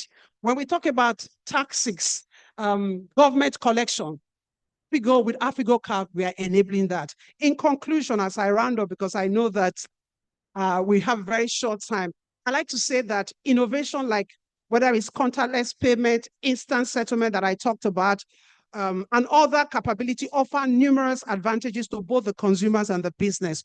The broader economic benefits further underscore the importance of these solutions in driving commercial, in consumer spending, improving cash flow, and fostering innovation, ultimately contributing to economic growth and financial inclusion. I like to ask that you go, as you go today, the fintechs here continue to partner with us. We want to be able to export the innovation that we have in Nigeria. And if you're an individual, you don't have a card here, ask your bank for an Affigo card. Thank you so much for listening. Thank you so very much for keeping to my time. We'll make sure we get Affigo cards, and we're glad that you are here as one of our sponsors, as a matter of fact. Quickly, the next presentation is going to be on the topic Huawei iCloud accelerates innovation for the fintech industry. And the person to present that on behalf of the company is Mr. David Olaya, the head of cloud business of Huawei. Please, can you put your hands together for him? Timer, can you start with the time for 8 minutes? Thank you. Yeah, hi everyone. Good day, ladies and gentlemen. Thank you. Yeah. I welcome you all to this keynote session where I will be speaking about the many solutions that Huawei can actually bring to the fintech ecosystem here in Nigeria at large. So I'll just start with a bit of background. Yeah. Huawei as a company, we've had our data centers operating in about 170 plus countries, having about roughly 240 plus services running across all of these regions. And please, can we have my slides up, please? Yeah, so we've been able to run operations successfully in about 170 plus countries, having about 33 availability zones. And for just concluded financials in 2023, we're able to record 7 billion USD sales revenue outside of our businesses in China. And this is actually accrued to our global financial partners and ecosystem players at large. These key propositions at large is credited to 3 of our value propositions. Number 1 is a deep dive into the financial ecosystem. We've been able to partner with top key players, 500 globally in the fintech industry. Number 2 is the shared ecosystem. Yeah, we've been able to work with a lot of ecosystem players to drive innovation, even down to the grassroots level. And the third key proposition that has aided us in having to reach this laudable milestone is our deep investment in research and development. We invest about 23.4% of our annual returns in R&D just to keep fostering innovations. We understand that the fintech industry grows at a very rapid rate, and we tend to want to keep up with the pace. Apologies, there was a bit of technical issues. So my slides are back on now. Yeah, so this is just pretty much gives the background of what I just discussed right now. So the next step is a few use cases where we've been able to aid flexible development, for example, for the BLDB Bank in Singapore. Of course, OPay here, we've been able to help them scale 8 times. For quick development, we're able to help the SCB Bank, a digital bank, one of the biggest banks in Thailand, by the way, to launch their digital loan product in Thailand, and Huawei was able to help them redesign architecture to guarantee high availability and scalability as well. And for new businesses, we'll be able to guarantee the to chain up a new blockchain Web3 platform, guarantee them higher SLA to able to meet customer demand. So here are a few of the value propositions I mentioned at last. So what do we bring to the fintech ecosystem at large? We bring to them scalability, high availability, new architecture, maximum financial productivity, as well as minimum infrastructure cost. Yeah, so the next slide up here would be how we bring innovations to our fintech ecosystem. We understand that there is a need for a solid infrastructure backing to be able to build a resilient infrastructure. So what we do is that we aid maximum financial application productivity, as well as thinning out your infrastructure cost line, as well as fostering endless infrastructure and innovation growth. So the next slide is just going to show us what the sample size of our deployment has been like. Yeah, currently we have 2 availability zones in Africa, one in North Africa, which is Egypt, the other in South Africa. We have one POP site in Nigeria and the other POP sites in Kenya. I'm going to bring you a very, very interesting news by the time I run through the end of the slides. And also what we aim to do here is that we want to guarantee the shortest latency possible in the industry, just to cater for high availability. Yeah, so despite being at the forefront of innovations, we are actually very, very security and compliance concerned. So what we do is that we've been able to achieve or earn every necessary data certification laws and regulations in the industry where we operate, including the NDPR as well as PCI DSS.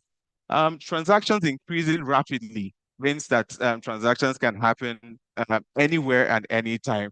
And as a solution, we were able to bring to our clients and partners HSS, which is called the Host Security Service, as well as CBR, which is the Cloud Backup and Recovery. So in a bid to actually prevent ransom attacks, Huawei Cloud provides security at the network layer, at the data layer, and as well as the O&M layer.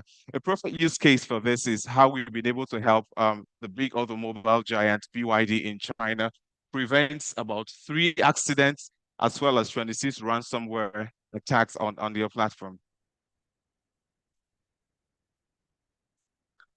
Okay, yeah, so here just pretty much speaks about what we've been able to achieve in the R&D sector, how we churn out a significant portion of what we do globally into R&D to be able to meet up with innovation and standards in the market industry.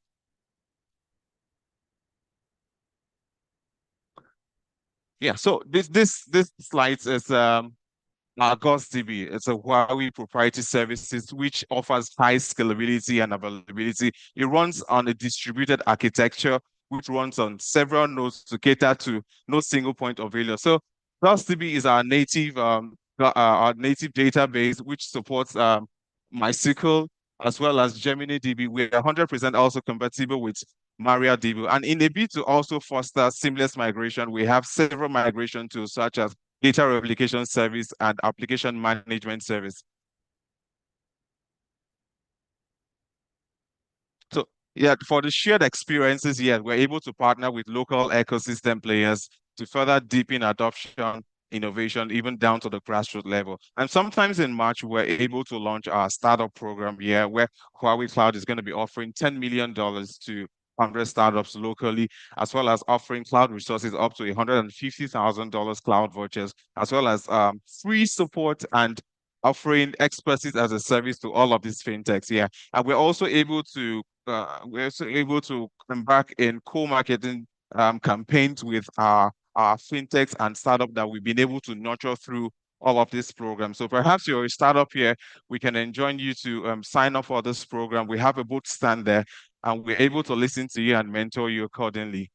So the next slide will be one of our biggest achievements thus far this year. I'm proud to announce to you that Huawei Cloud is going to be the first hyperscaler to build a fully blown local region here in Nigeria. I think that is worthy of an applause if you ask me. Yeah, so we're going to be rolling out our data center locally in Nigeria by 31st of October. I'm launching a few services. This is to ultimately cater to data sovereignties, data compliance concern, as well as ensure higher availability to our fintech customers. Sometimes last week we were in China, and myself and Dr. Stanley, we had the opportunity to speak with the president of Huawei, and he knows how much the Nigerians actually love Huawei. So I'd like to send back a message to Mr. Ren, which is our president, telling him how much, I mean, giving him a pictorial evidence of how much the Nigerian people loves Huawei and the investments we've made in this country. So permit me, I mean, with the permission of the president, you would join me. I'm going to make a video. I mean, this is a good place for a cameraman to get a good shot. We are going to say Huawei Cloud in Nigeria for Nigeria, please. I just say that, please, just upstanding. We can do that together. Huawei Cloud in Nigeria for Nigeria. Let's do it again. Huawei Cloud in Nigeria for Nigeria. Thank you so much. All right. Thank you very much. Dear President of Huawei Cloud for Nigeria in Nigeria. The young man has delivered the message, sir, and I'm very sure Dr. Stanley himself will obviously identify with that. Huawei is one of our major sponsors. We want to say a big thank you for making all of this possible. And this is the presentation so far. At this point in time, ladies and gentlemen, I will quickly want to say a big thank you. We still have the tour of the exhibition area that is going to be happening today. After which we have our first fireside chat.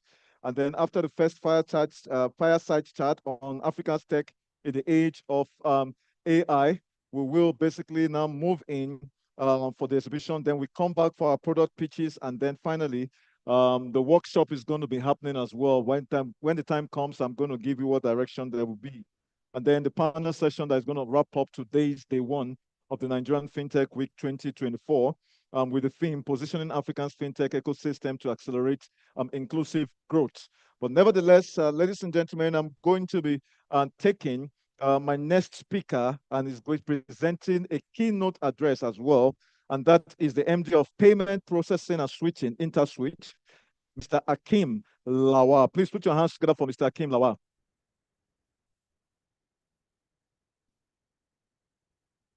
Mr. Akim Lawal is my very good friend, so I will give him, okay, take 10 minutes. Thank you. Please watch the timer. Thank you. Good morning. Good morning, ladies and gentlemen. It's always a pleasure to attend the NFW. I'm particularly delighted to get invited here every year, because I get an opportunity to meet a number of my friends that I haven't seen for a long time. I know I only have 8 minutes. I don't want to do any partial juro. And I really want to talk about the theme. How do we accelerate inclusive growth on the continent, right? It is a challenge that as InterSwitch we've been trying to solve for many years. If you think about our vision and our mission, we want to inspire Africa to greatness. We want to solve the problems of the continent. We want to create value.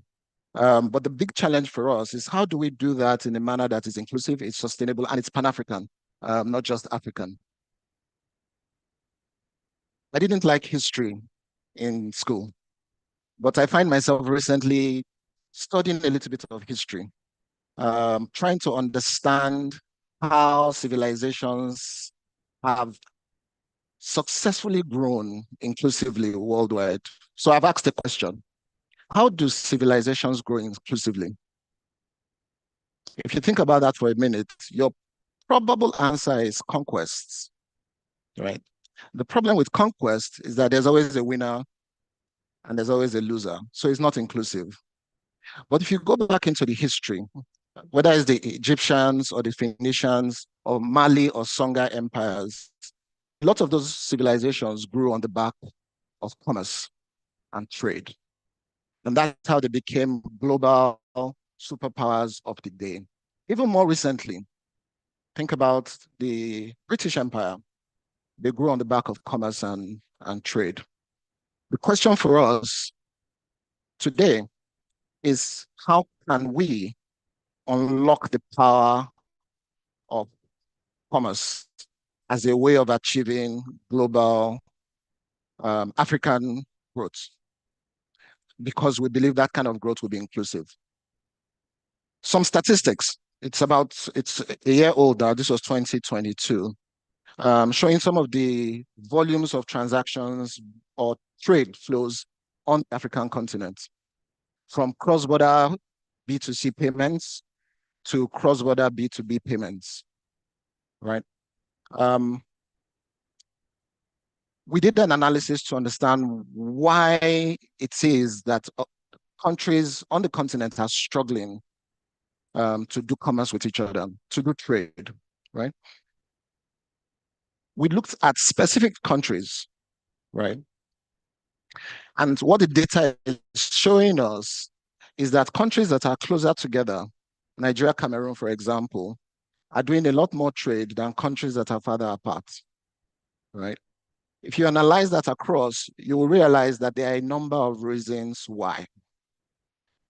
Based on this, we got a consultant to come and work with us to think through what kind of growth are we likely to see on the continent over the next 5 years, from 2022 to 2027. And you'll see growth rates around 20%, 14%, 18%. But this is only if we continue to operate the way we do. I believe that as a continent, we can achieve far higher growth rates than this if we were to solve the challenges that are hindering commerce on the African continent. If we can create commerce on the African continent that is borderless, that is seamless, that is stressless, I believe that as a continent, we can accelerate inclusive growth. We can achieve economic empowerment, we can achieve financial inclusion, and we can transform the fortunes of Africa. It sounds easy. So why are we not doing it? And we've listed all the problems. Many of them you know, right? The foreign countries would describe our currencies on the continent as exotic. They are non-tradable. They are illiquid, right? So that, therefore, in order for us to trade, we need to go to foreign currencies, the US dollar or euro, right? We don't have payment systems on the continent, right, that are Pan-African in nature. If we want to do a transaction, we have to send it to London or St. Louis or San Francisco, right? To make those flows happen, we need to involve a foreign bank, right?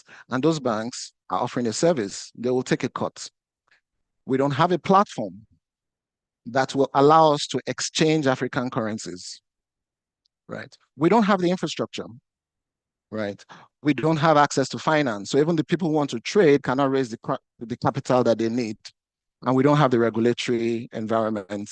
I know regulators are doing a lot of work, but I think when you try to build a Pan-African business, you suddenly realize that regulations across countries are so difficult to navigate once your focus is cross-border or Pan-African.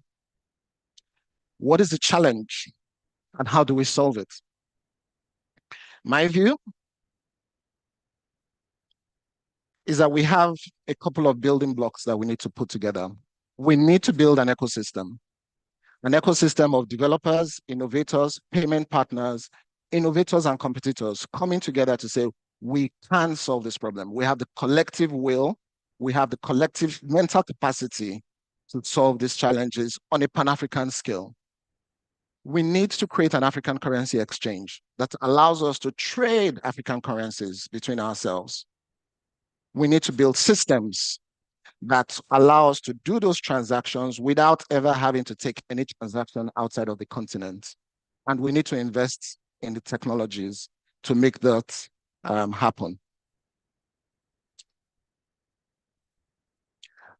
I don't know a lot of things. I don't know how to do finance. I don't know banking. But because I'm talking to the Nigerian fintech community, my challenge is I think the fintech ecosystem with the right level of innovation and collaboration can take on these problems and solve them.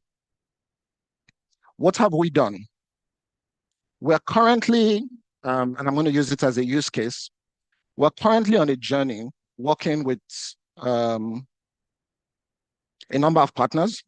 One of them is MasterCard, who has stepped out of the room.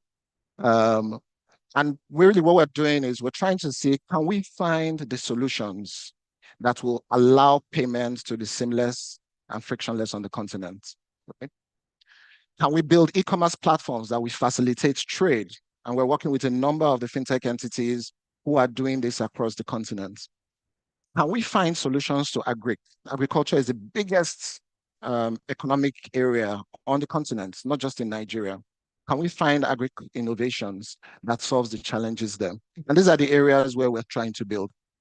One of the areas where we're making a lot of progress, and I am inviting the fintech ecosystem to join us, is building a Pan-African integrated payments ecosystem that brings together banks as gateways, African banks that will play the role that the large multinational banks are playing for global trade, but to play that on the African continent. We're bringing in regulated liquidity providers to come and join us to provide liquidity in African currencies. We're bringing in financial institutions. We're looking for fintechs and payment innovators and payment service providers to work with us to create solutions that will enable merchants and individuals achieve commerce and trade on the African continent.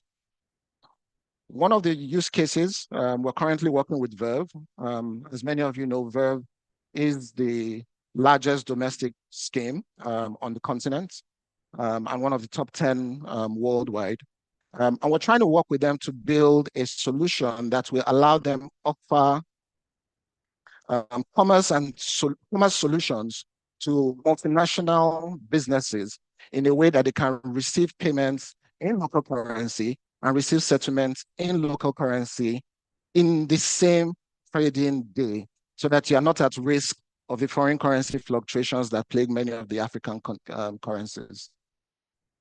And if I can skip to my last slide, for some reason it's not moving anymore.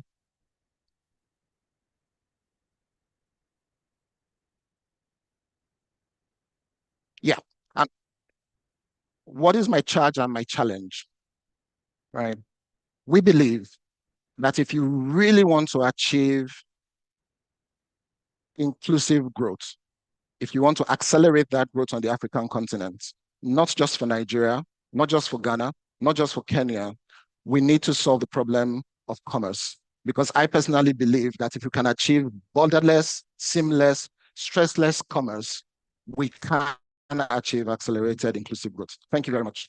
Thank you very much, Mr. Akim Lawa, MD Payment Processing and Switching, InterSwitch. So it's good to have you, sir.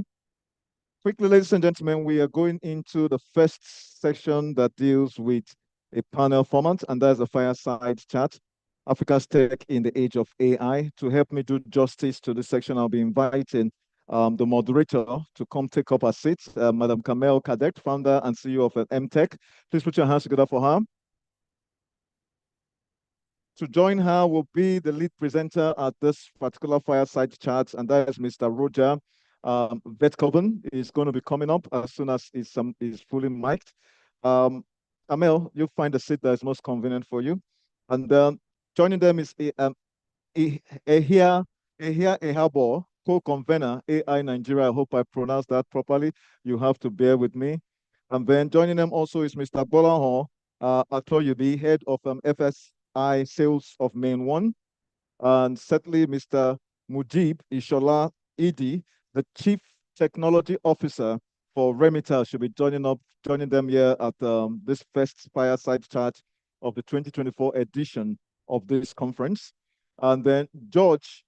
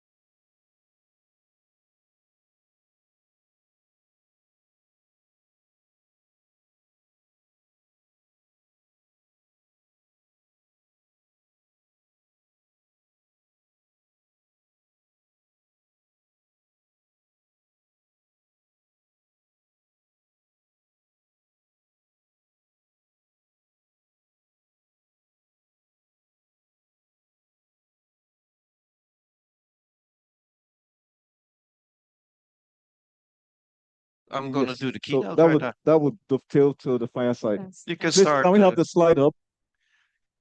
Thank you very much. I love doing these keynotes. If they are on the screen, then probably they have to do a little technical thingy. Yes. Very good. Thank you very much for inviting me. And this is not the first time. This is the second time. This a cool organization is the second organization that brings me over. But the first organization was AI in Nigeria. They were not only the first to bring the world from AI here to Lagos, but this gentleman also became my friend. And I want to applause for AI in Nigeria as groundbreaking pioneers. Thank you very much. Yeah, so my names are Olumide Emeka Musa. I got them last year. Thank you very much. All the tribes. And Roger Werkhoven is my Dutch tribe. They call me Roger. And yeah, I'm here to go to the next. You can also push the button. Oh, there's somebody in front of it. I'm a creative director, independent, for 30 years working in the creative industry. So I'm not that young anymore. You click the there it is. In 2022, OpenAI invited me to help shape their first generative AI experiments. So they didn't know what to do with it either, so they asked creative people to help them with the new technology. And there it is. And so this talk is about AI, but if you talk about AI, you also talk about impact. It's not just the fintech impact. Everything is connected here in Nigeria, and there's also different sorts of AI. In your business, you know the predictive AI very well. In the fintech business, the predictive AI is most important almost. And there's also now this new artificial intelligence relatively, and it's called generative nothing. It's a bit long, the word generative AI, so we made it shorter.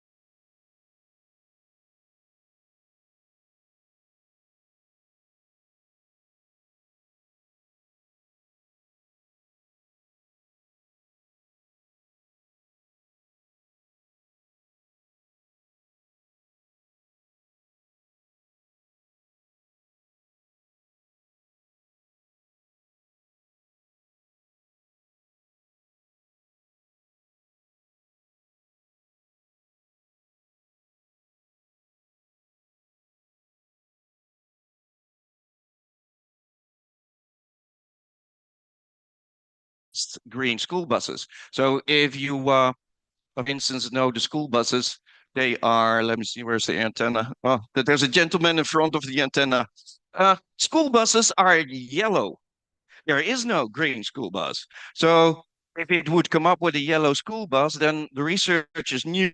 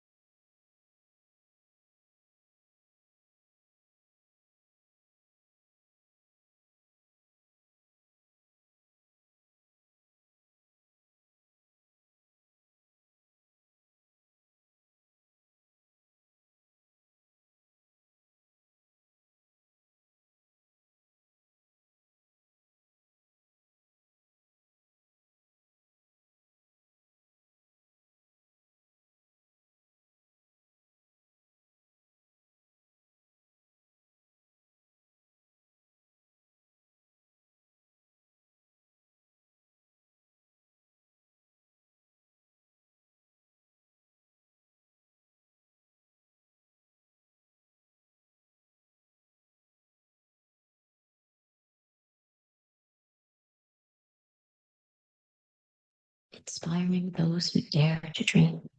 She takes you beyond the expected, where every finish line begins a greater journey. Tesla, faster than the future. It's only AI, isn't that crazy? It's nothing else, no cameras. And politics, they understand the power, of course.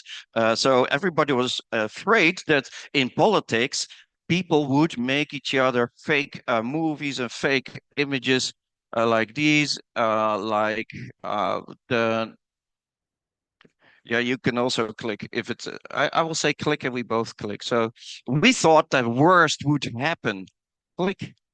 But this happened. No, not too fast, not too fast, guys. This happened.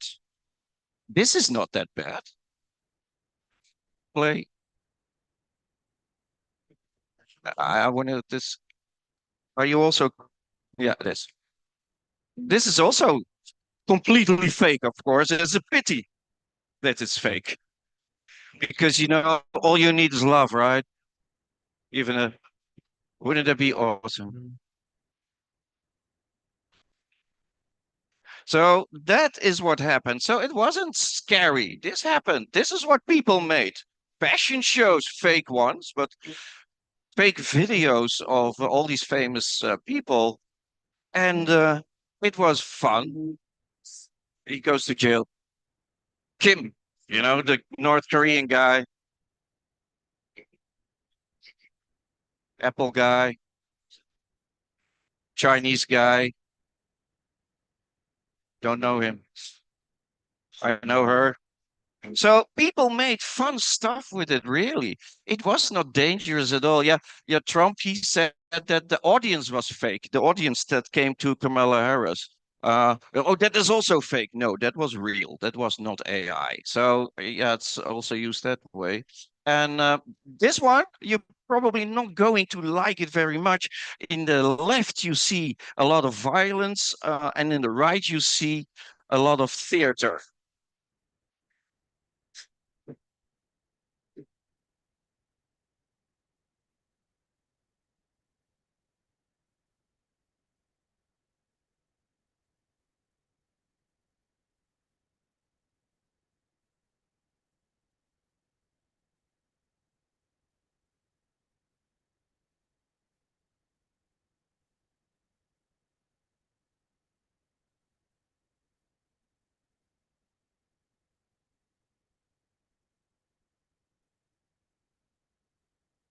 So you get the drift. This is German. All fake, nothing real. This is what you can do, you know. AI will democratize creativity because everybody can make this. I made this one, an owl octopus, just by typing it. I got this video of an owl octopus in a couple of minutes. So everybody, oh, it sneezed. Everybody can make this with generative AI. You can go online and just make this yourself today if you want. So if everybody can do this, then yeah, the creative industry has to watch out. The coding industry has to watch out because it can also code. This is the last model, OpenAI, the big model OpenAI launched. And it was, yes, there it is. And that one thinks. So it takes time to think before it generates. So it builds strategies. So it works a bit like us humans. It does math fantastically. It does coding. You can code computer games like a Snake. You can, for fun, you just ask it, type, I want a Snake game, and it will make it for you. It will write puzzles, it will solve puzzles, it does reasoning. That is the difference between all the other ones. And the future of artificial intelligence is agentive, we call it. Agents are something else than the large language models. Chatbots, they just search, talk, inform, right? And that's the large language models. And the next phase is agents. Everybody is on the agents in the AI world. So also OpenAI's future is betting on the agents, and they can also act, do perform. So not just write, but they can order you a pizza. They can order you your trip. So you will never have to go to booking.com anymore. You just ask your agent AI. This is a group of agents that is used, developed by Open, by DID, the previous one. These are agents for marketing purposes. This and these, if it will play. Hello, hello. I think you have 5 minutes. Oh, 5 minutes, yeah. Okay, so I'll go really fast to it. So this is an agent. It's not an iPhone. It doesn't have any buttons, apps to click. You just talk to it. This is not perfect yet, but you talk to it. You order an Uber, and it will be there. And so this is something of the past. All these apps on your mobile, that is history, because you will talk to your agent. It will also be your teacher. So these plastic boxes with a chip inside with AI in it is the best personal teacher, private teacher that you can have. And it is so cheap to make. This can educate people that were out of reach forever. This is the technology that you can share with hundreds of millions of people that don't go to concrete schools, that don't have teachers, human teachers. They will have a private AI teacher, and it knows you and it grows with you and it wants to help you find the right way to be educated. The universities will monitor how these people will learn with these plastic boxes. And of course, we get older.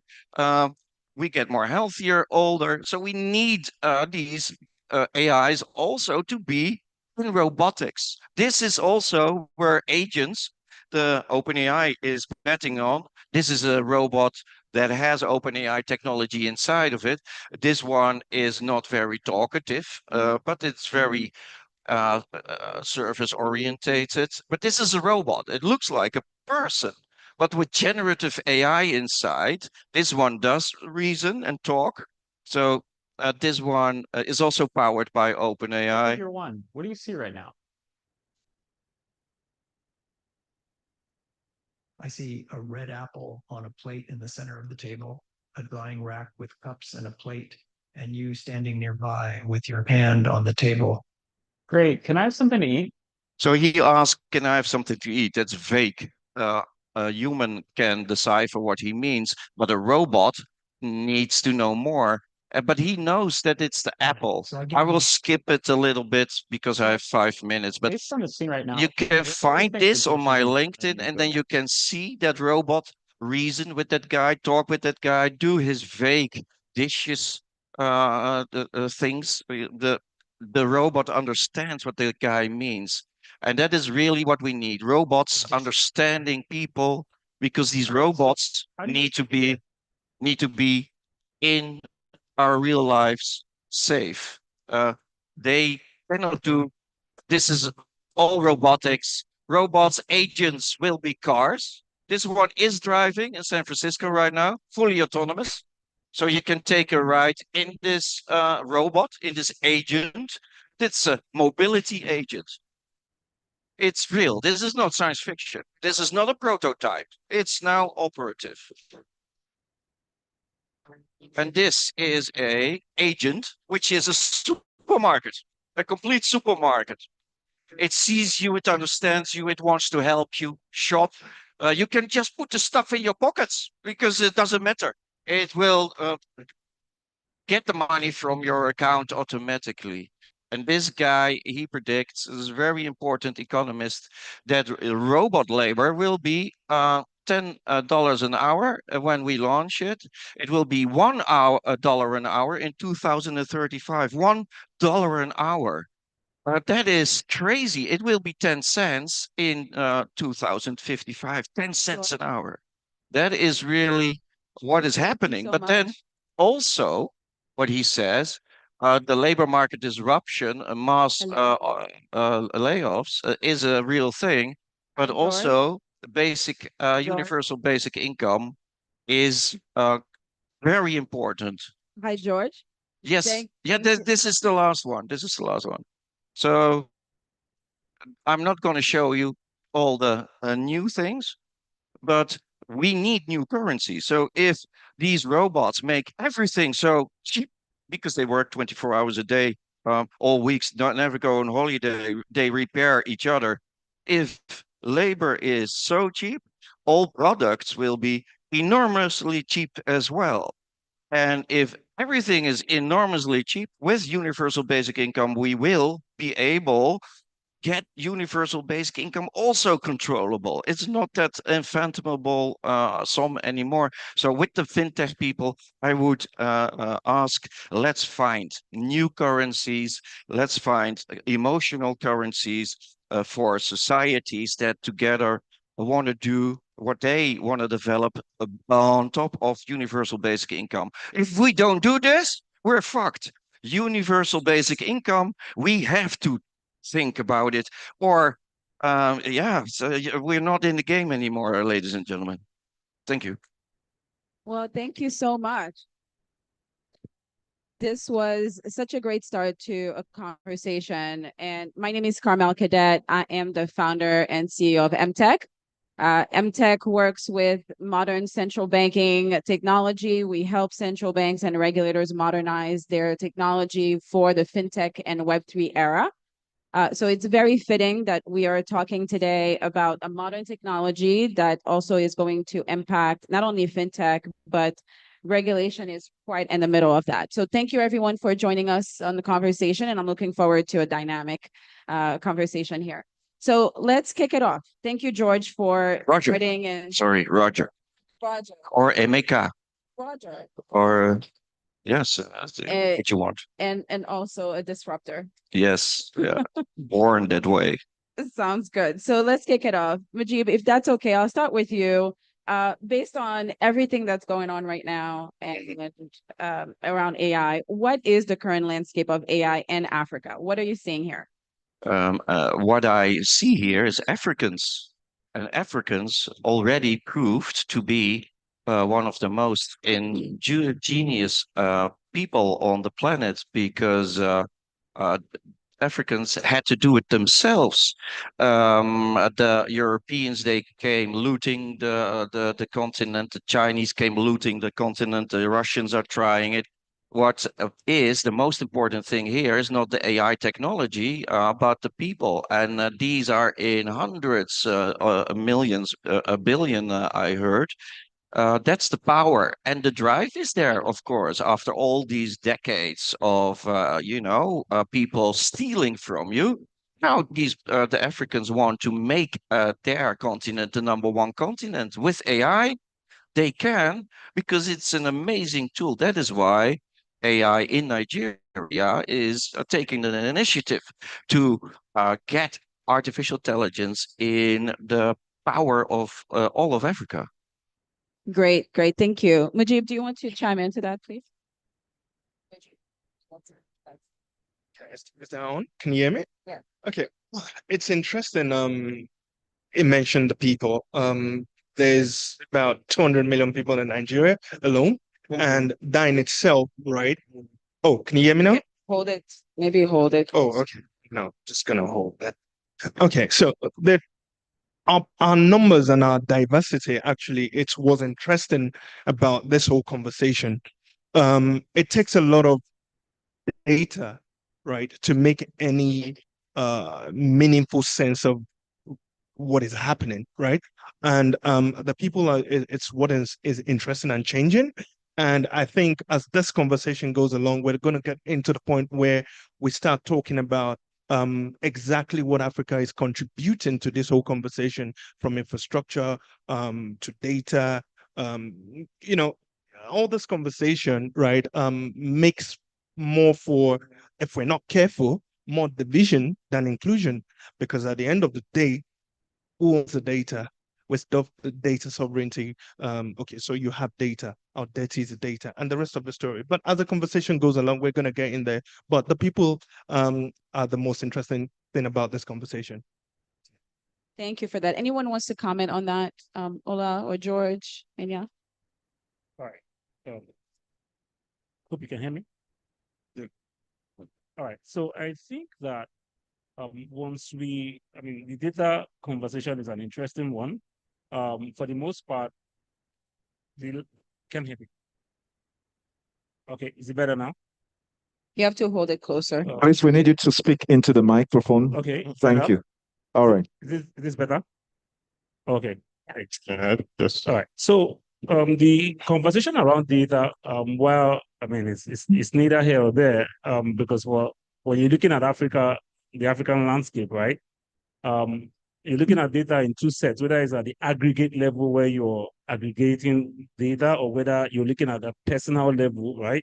Where you're trying to make sense of people's individual data sets. So if you look at on the aggregate level, there's a lot of opportunities there to kind of aggregate data across different, whether it's sectors, whether it's bodies that are amassing this data that are unstructured, right? To use to make meaningful things, outcomes for Africans, and it's increasingly happening across sectors, whether it's in agriculture, with what we are trying to do with the landscape around how do we predict weather, how do we predict potential rainfall to help crop yield, how do we predict how crops perform across different geopolitical zones, different areas and soil tests. Some guys are already leading such frontiers, even within Nigeria here, like what Farm Crowd is doing, right? Trying to help people using aggregated data to give information on soil and crop performance. So really, right. It's coming about, right? If we're looking at data at an aggregate level, then there's a lot of opportunities there. Where we have those conversations is going to come when we are dealing with the data at individual level. What happens to my data? What happens to your That's data? Right. But at an aggregated level where it's anonymized, right? Yeah. I think there's a lot of opportunities. And the infrastructure for data too, right? That's something that's quite important. So, yes, I thought you were going to go next. I'd love to hear how you're thinking about the data infrastructure, the point that George made too. Okay. Yeah, go. Yeah, okay. You know. So I'd like to share a few thoughts around Africa and AI. So first of all, when we talk about AI, I think the use cases for AI, the fact that AI is transformative is well known across Africa. That's not in doubt. Yeah, but the reality is it's not so much about how useful AI will be. People say it's not about what AI can do, it's about what can AI not do. So that's well established. The question is, what is Africa doing to ensure that AI succeeds? And the truth is, there is so much talk. So the issue is not about the good talk. It's not about the good speak. It's about what exactly are we doing to ensure that AI succeeds on the continent and does not become a cost, but a blessing to the continent. Yeah. Because we are gradually at that point. Now, we must accept that it's a difficult thing doing business and scaling business across Africa. So I was discussing with Roger this morning, India and Africa about the same population, about 1.4 billion people. Africa has 54 countries. So to operate in Africa, you need to engage with about 54 regulators. India probably has just one regulator. You need one license to operate in India, but you need about 54 licenses to operate in Africa. So it's just so scattered. So we must appreciate the fact that, look, working in Africa is difficult. And I'm sure if you talk to the foreign embassies and all of the guys that are here, so for instance, they would need to operate in about 54 countries, but in India, possibly just one country, and they do the same thing. So if you then look at it from an investment perspective, investors would like to get into India, as an example, instead of coming to Africa, because it's just so nuanced. So that's why the work that people like InterSwitch, Main One are doing to build the infrastructure, it's not about the use cases, because the use cases are well established, whether it's in agriculture, education, but the back end work that really needs to support, because they say AI will succeed on a tripod: data, talent, and compute. So if the data is not right, forget about AI. If compute capacity and infrastructure is not there, it will not work. We are building a lot of talent, but with the talent conversation, we also stand the risk of exporting these talents that we are building. Just like in the first, second, and third generation, Africa exported raw materials. In this fourth industrial revolution, it looks like we are exporting the talents that we are building. So the question is, are we really having those conversations that brings all of us together to say, how do we want to scale AI in Africa, as against just discussing the use cases? which are already well established. Thank you. Ola, you want to jump? I mean, just piggybacking off what he said, and great points there. A lot of people look at AI from the perspective of what it's doing, what can it do for us? I mean, lovely presentation. But very few people ask, what's the building block for the presentation? Where did the data come from? Where's the compute located? Where's the connectivity?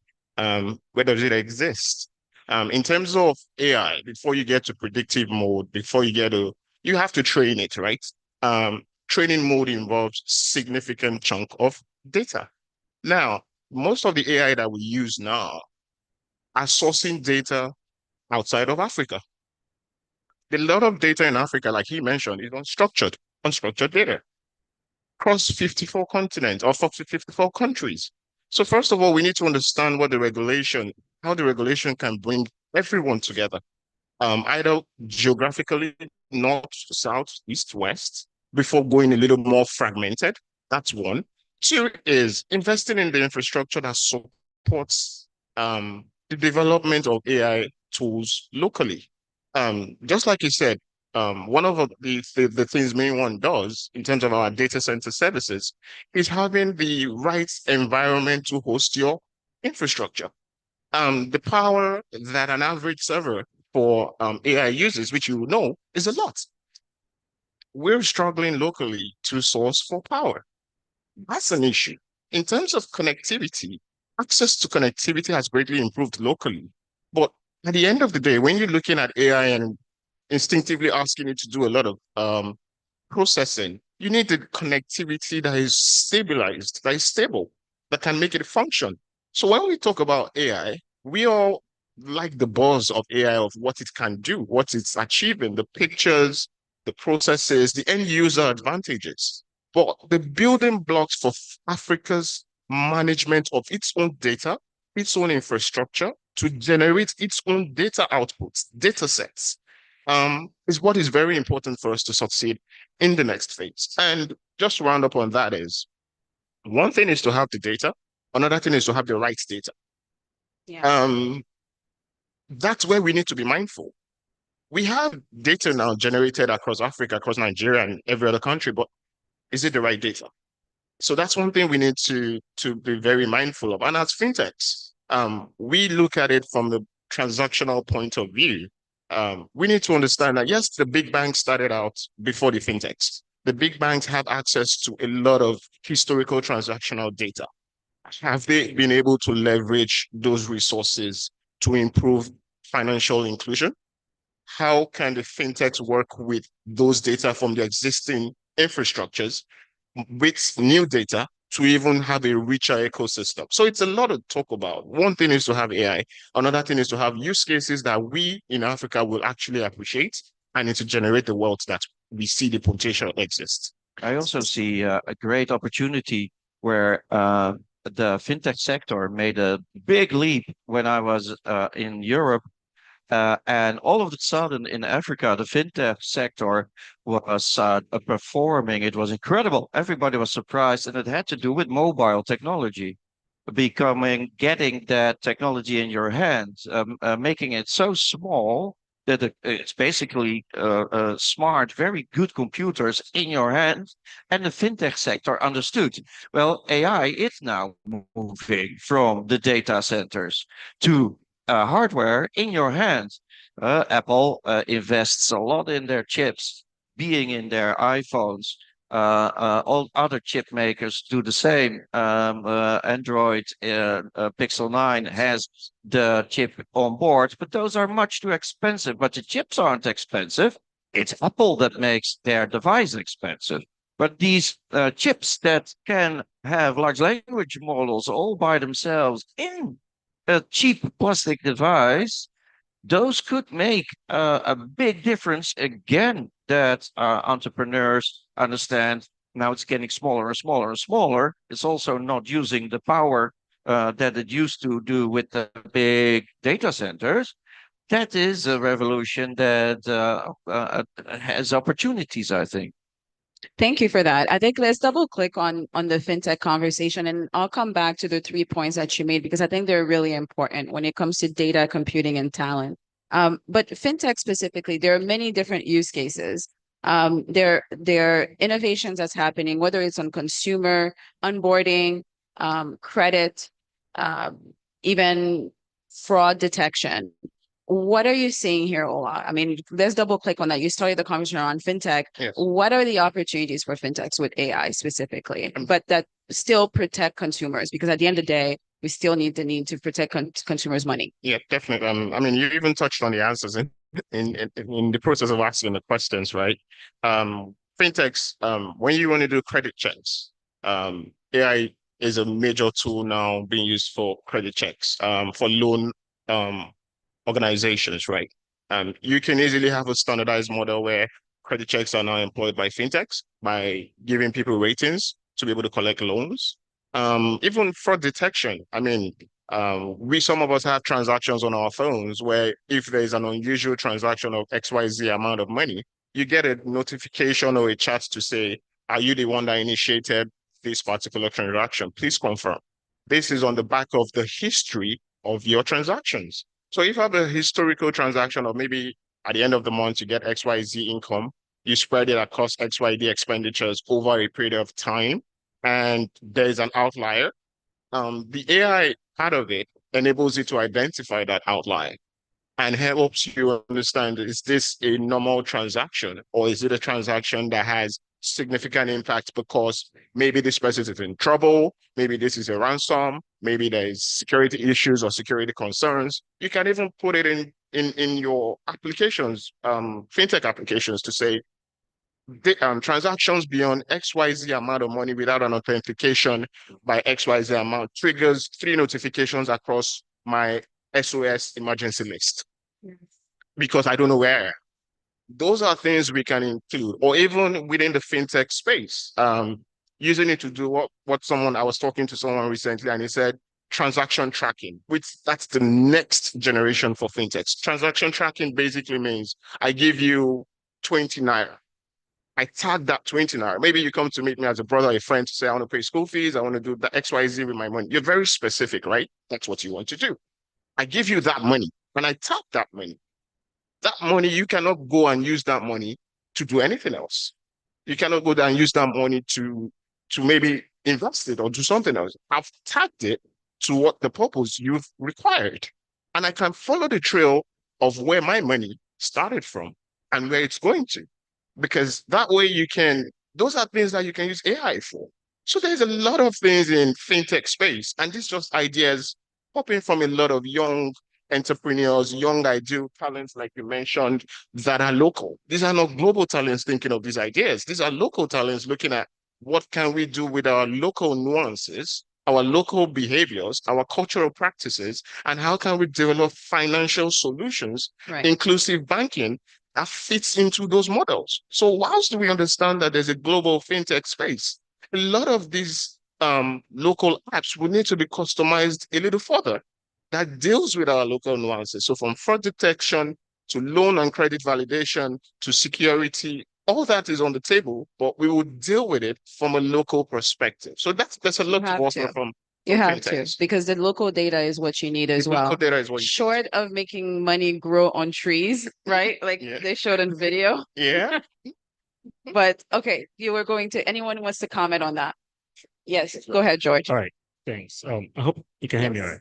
So when it comes to the A little fintech bit side of louder. things, Closer. right, Yeah. Take it up. better? Yeah. Okay. So when it comes to the fintech side of things, there are a lot of opportunities there. Some of the things, for example, are soft alliances happening where there's a lot of support for government activities. We do a lot of support for helping governments drive collections revenue, right? Yeah. So dealing a lot with the informal sector, there's a lot of data there. Trying to drive billing, trying to help government collect money from the informal sector. There's a lot of data there, right? And trying to see how can we use AI to analyze patterns, right? What drives the different guys among the informal sector guys to pay and at what time or what rate. Just trying to understand the behavior because it is very unstructured sector. Yeah. So a lot of times you get payment or revenue data that you need to apply models to really understand, depending on what you want to look at, capacity to pay, so that you know like how you're taxing them. We want to look at the time of a collection so you can predict how your expenses go. So we're bringing a lot of that to try to see how we could support government generally, right? But outside the government side, if you look at the private sector application, you can look at things around how can you use it to do, say, advisory, business advisory. How can you help provide advisory services for businesses based on their cash flow, based on how monies are moving in and out of their financial transactions? Can you predict when this guy is likely to need an overdraft because his expense is going to go ahead of his income? Can you predict when, and then of course offer him, if you're into, for example, lending services, you can offer that client a loan ahead because you know that at this point in time or a particular point in time, he's going to need an overdraft because his cash flow patterns are showing that there's likelihood where there'll be a deficit, right? So financial advisory is a very strong area where you can use that on the business side. Also, the guys that are into wealth management, right? Trying to help people maybe maximize the returns on their wealth, right? Money. How can you analyze different potential investments out there to give the guy advice on maybe best yields, right? Investment opportunities that can give best yield or returns, depending on the kind of investment opportunities you sell in your application. Yeah, so there are quite a number of places where, as fintechs, right, you can try to apply to use advisory services powered by AI to provide value, or like we're trying to do. Short question.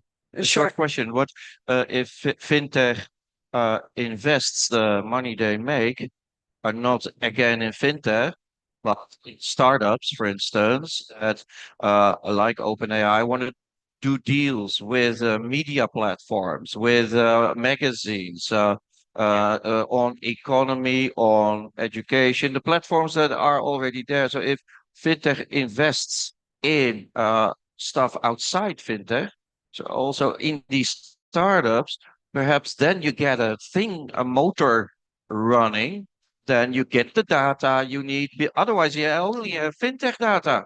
And fintech data makes fintech data. That's not so exciting. But if you invest that in these startups and get the magazines like OpenAI did all these deals with Time, with Condé Nast, OpenAI gives these platforms lots of money. Why? All the content comes their way, so they can make bigger models. That is an opportunity for fintech to go outside that box, I think, as well. I think that's a really good point, because my next question was going to be, what can fintechs in Africa do, right, when it comes to building here? And maybe it's interesting that you say that, because I think fintechs actually get a lot of data, given payments actually cuts through many, many different use cases. And an interesting concept is OpenAI and are the other kind of stakeholders investing in those fintechs to build the local infrastructure? But that's the question here. What can local fintechs do to build that AI infrastructure? Okay, so I'll just take this and share my thoughts on the other question you had asked as well. Okay, so let's look at fintechs. What exactly are they aiming to do? Yeah. Fintechs are aiming to digitize cash.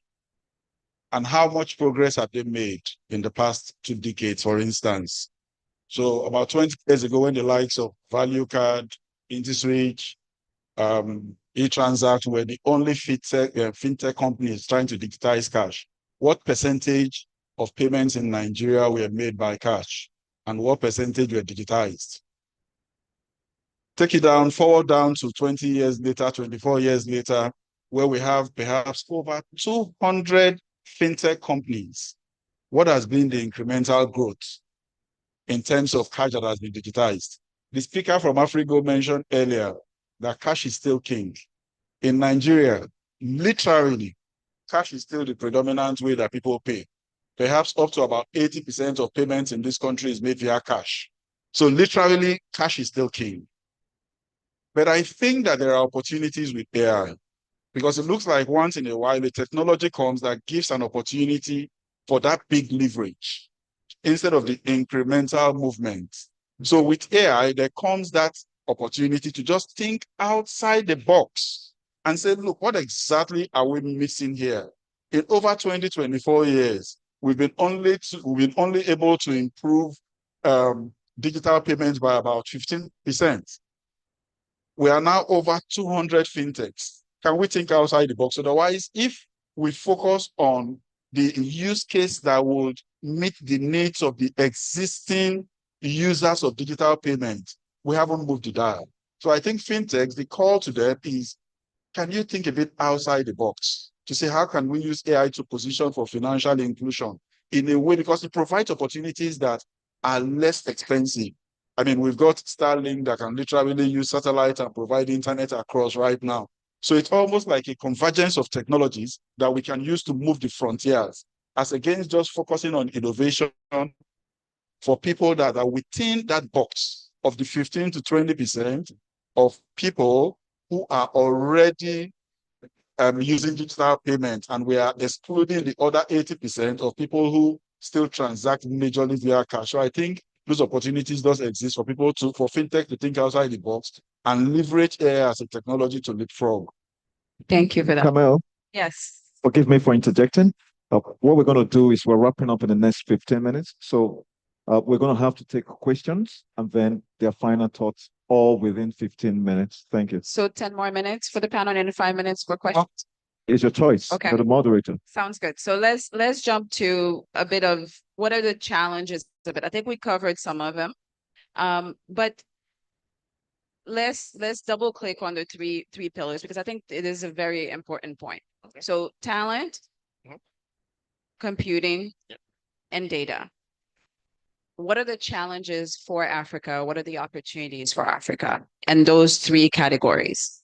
Who wants to take up? Go ahead, Jit. Okay.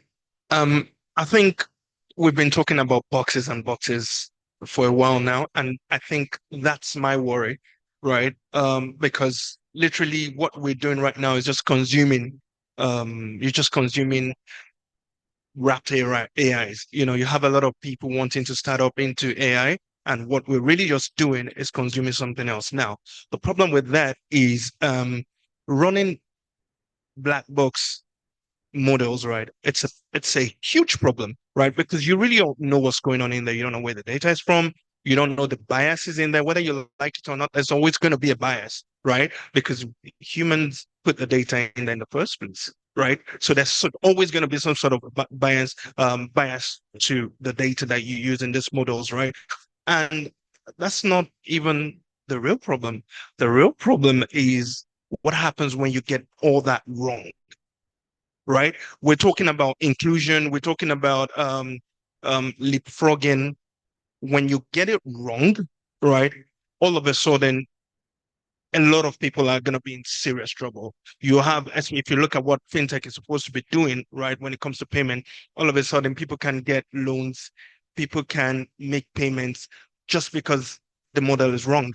Now, when you look at what is happening with training data and what you do with inference and the rest of it, right, is super expensive. As a continent, we're talking about talent, jumping ship and the rest of it, right? But what is going to begin to happen is that you're going to be paying for this wrapped AIs, right, in FX you do not have, right? And you're still talking about trying to build this model, train these models, and you need infrastructure you don't have. Let's leave the internet, right? We're talking about GPUs and, TPUs and the rest of it, right? We don't have anyone manufacturing those in Africa. And you have to understand that a lot of all the resources required to get these things going comes out of Africa. The real question is, when are we going to get to the point where we have open and honest collaboration, right? We've been talking fintech and data. The truth is, majority of the data we have in whatever form, right, is siloed, and you getting access to it is like needle, an elephant trying to get through a needle, right? So when are we going to get to the point, right, of having open and honest conversation around collaborating, right, to push this closed black box forward where it can actually benefit us in massively. And the technology is not at all a black box. That's people are saying that companies like OpenAI are not telling what's happening in the box, which is unfair because the makers know what's happening in those boxes. That's why the European AI Act, I was so happy that the European AI Act was there because there's clear rules. It has to be also transparent. If you're not transparent, you have a problem. You don't go. And also, indeed, the bias issues, you take the responsibility or you get fined billions. So a European AI Act really helps innovate the technology and make it transparent and get all across Europe for everybody, everyone. That Africa needs an African AI Act. And I don't know if the African AI Act is in the making, but that would be something that could really make a difference. The minister, I don't know, just 1 minute. The minister of digital, Tijani, right, is doing fantastically well with that's right. with what he's doing with NIDA, and trying to, trying to come up with all this guide rules. The reality is this, right? Having a small text at the end of an interface saying this model can be wrong, so please double check is delegated responsibility. And I talk about delegated responsibility a lot because when something goes wrong, right, who is actually responsible? Yeah.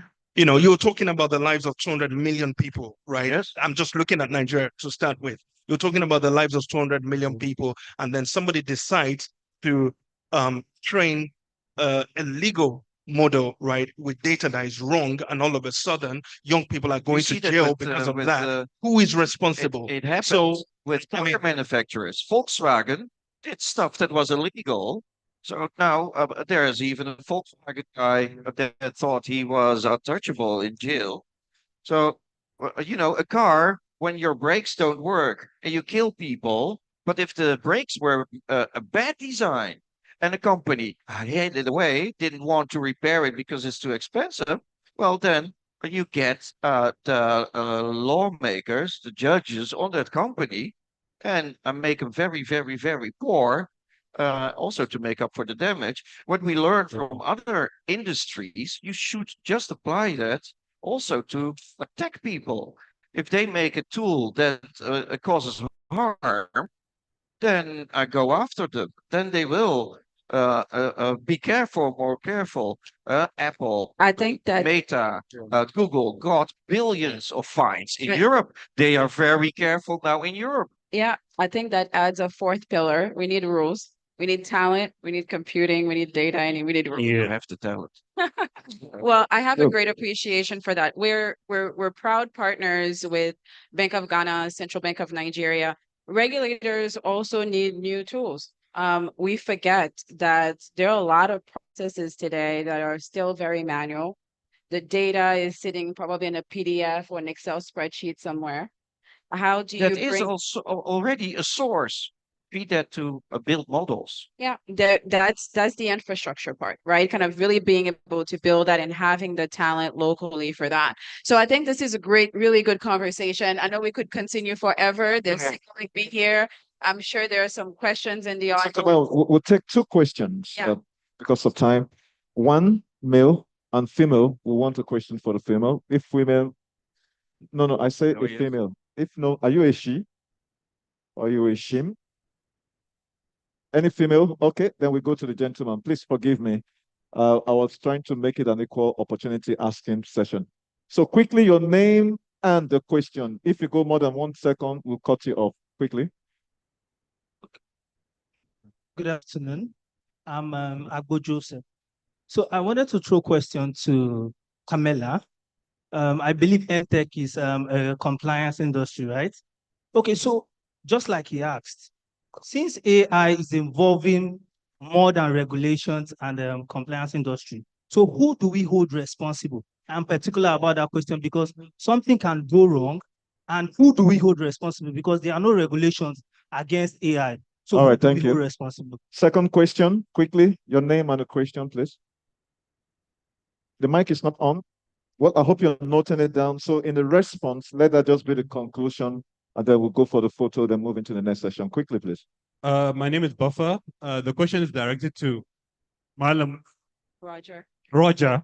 Okay. Or Musa, whichever. Yes. So how can fintech companies assist banks in leveraging large language models to securely and effectively utilize the private data stored within the infrastructure? Thank you. And then the last question was a gentleman who raised his hand up first. Thank you. My name is Popola Ridwan. My question is to the good son. We can hear you. My name is Popola Ridwan, and I have a question for Musa Rogers and the good man. Wow. So you said something about tracking funds with AI, and you said when you tag the funds with a specific detail, it is restricted. Sorry, can you hear him? Are you an AI or you're human? I'm human. You're human. Please touch him to be sure there's red blood flowing in his veins. Please speak audibly so we can hear you clearly, please. What I'm trying to say is that you said when you tag a fund. So when you tag a fund, when you tag a fund and you send it to someone for clubbing and stuff, and the person used it for another thing, are you sure the AI can restrict the person from not using it for other stuff? But you said it is directly to what you tagged it for. And to Musa Rogers, you said the generative AI that you presented, it was breathtaking and but when it comes to AI, there's this specific restriction like to rated 18 kind of stuff. Okay, take the mic from him. We have to move. All violence languages. Do you think the generative AI will be restricted to all those kind of stuff also? Because the way it was presented, it was not showing that kind of restriction is going to occur. All right, thank you. Kamel, so the next 5 minutes to wrap up as you So want I'll to do. kick it off here. So from a regulator perspective, this is a really good question because there's a difference between what regulators in the financial market usually do versus what the government and the legislative and the legal system would put in place. Just like you have NDPR in Nigeria, the concept of establishing clear rules for AI is what was also mentioned would be a good guidance. But we're thinking about it in two ways, right? There's the compliance aspect of it, and then there's the supervision aspect of it. On the compliance, there are use cases around where fintechs are using AI to do their KYC, to do their AML. It's an opportunity to do that maybe at scale. That's something that is very fundamental to compliance. And it has a broader implication even when it comes to getting the country off gray list, blacklist, and so on from a global access to global markets. But how do you do that responsibly? I think that's where the laws would come in. As a user of AI or a service provider using AI in your solution, you really have to think about how you're using it and is it accurate? So when you give someone access to an account, if you open an account for them on their app, are you using AI in a way that validates the identity correctly and that's actually preventing money laundering? And then there's the supervision side because regulators also need AI. I think there's a lot of opportunity around leveraging a lot of the data that they get to get better insight. Can you predict risk? Can you predict a company failing ahead of time before it happens instead of waiting for it to be insolvent and you trying to step in and save the ecosystem or consumers have lost funds? So there's a lot of opportunities there, but really looking at the law, that's where you're going to see the clear accountability and structure that needs to be implemented. Yeah, thanks. Just also taking his question and maybe his question as well.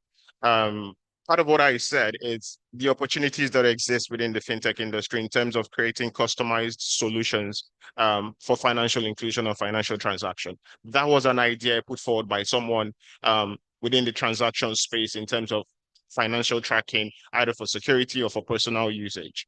The level of creativity that can come out of just that idea is the responsibility of the fintech startups to fine tune. So whilst I can say you can tag your currency, you can look at and create models to say, if I'm using AI to do this, what scenarios can I play and what's the outcomes of those scenarios? Now, just segueing into infrastructure, May one now Equinix for partners with NVIDIA.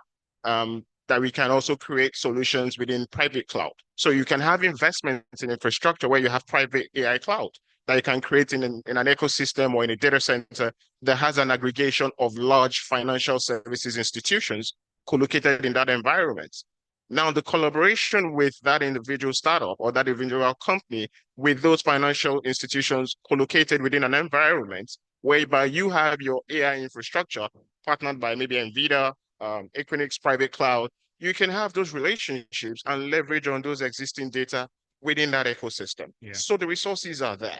It's the collaboration, like he mentioned, it's the connectivity that it also exists. Everything is there. It's just that initiative to take it forward in a very responsible way. Because ultimately, if you do not take this infrastructure to build out solutions in a responsible way, like he said, the behavioral data and the behavioral bias can nullify all the fantastic infrastructure and ideas you have just by doing it wrong from the foundation.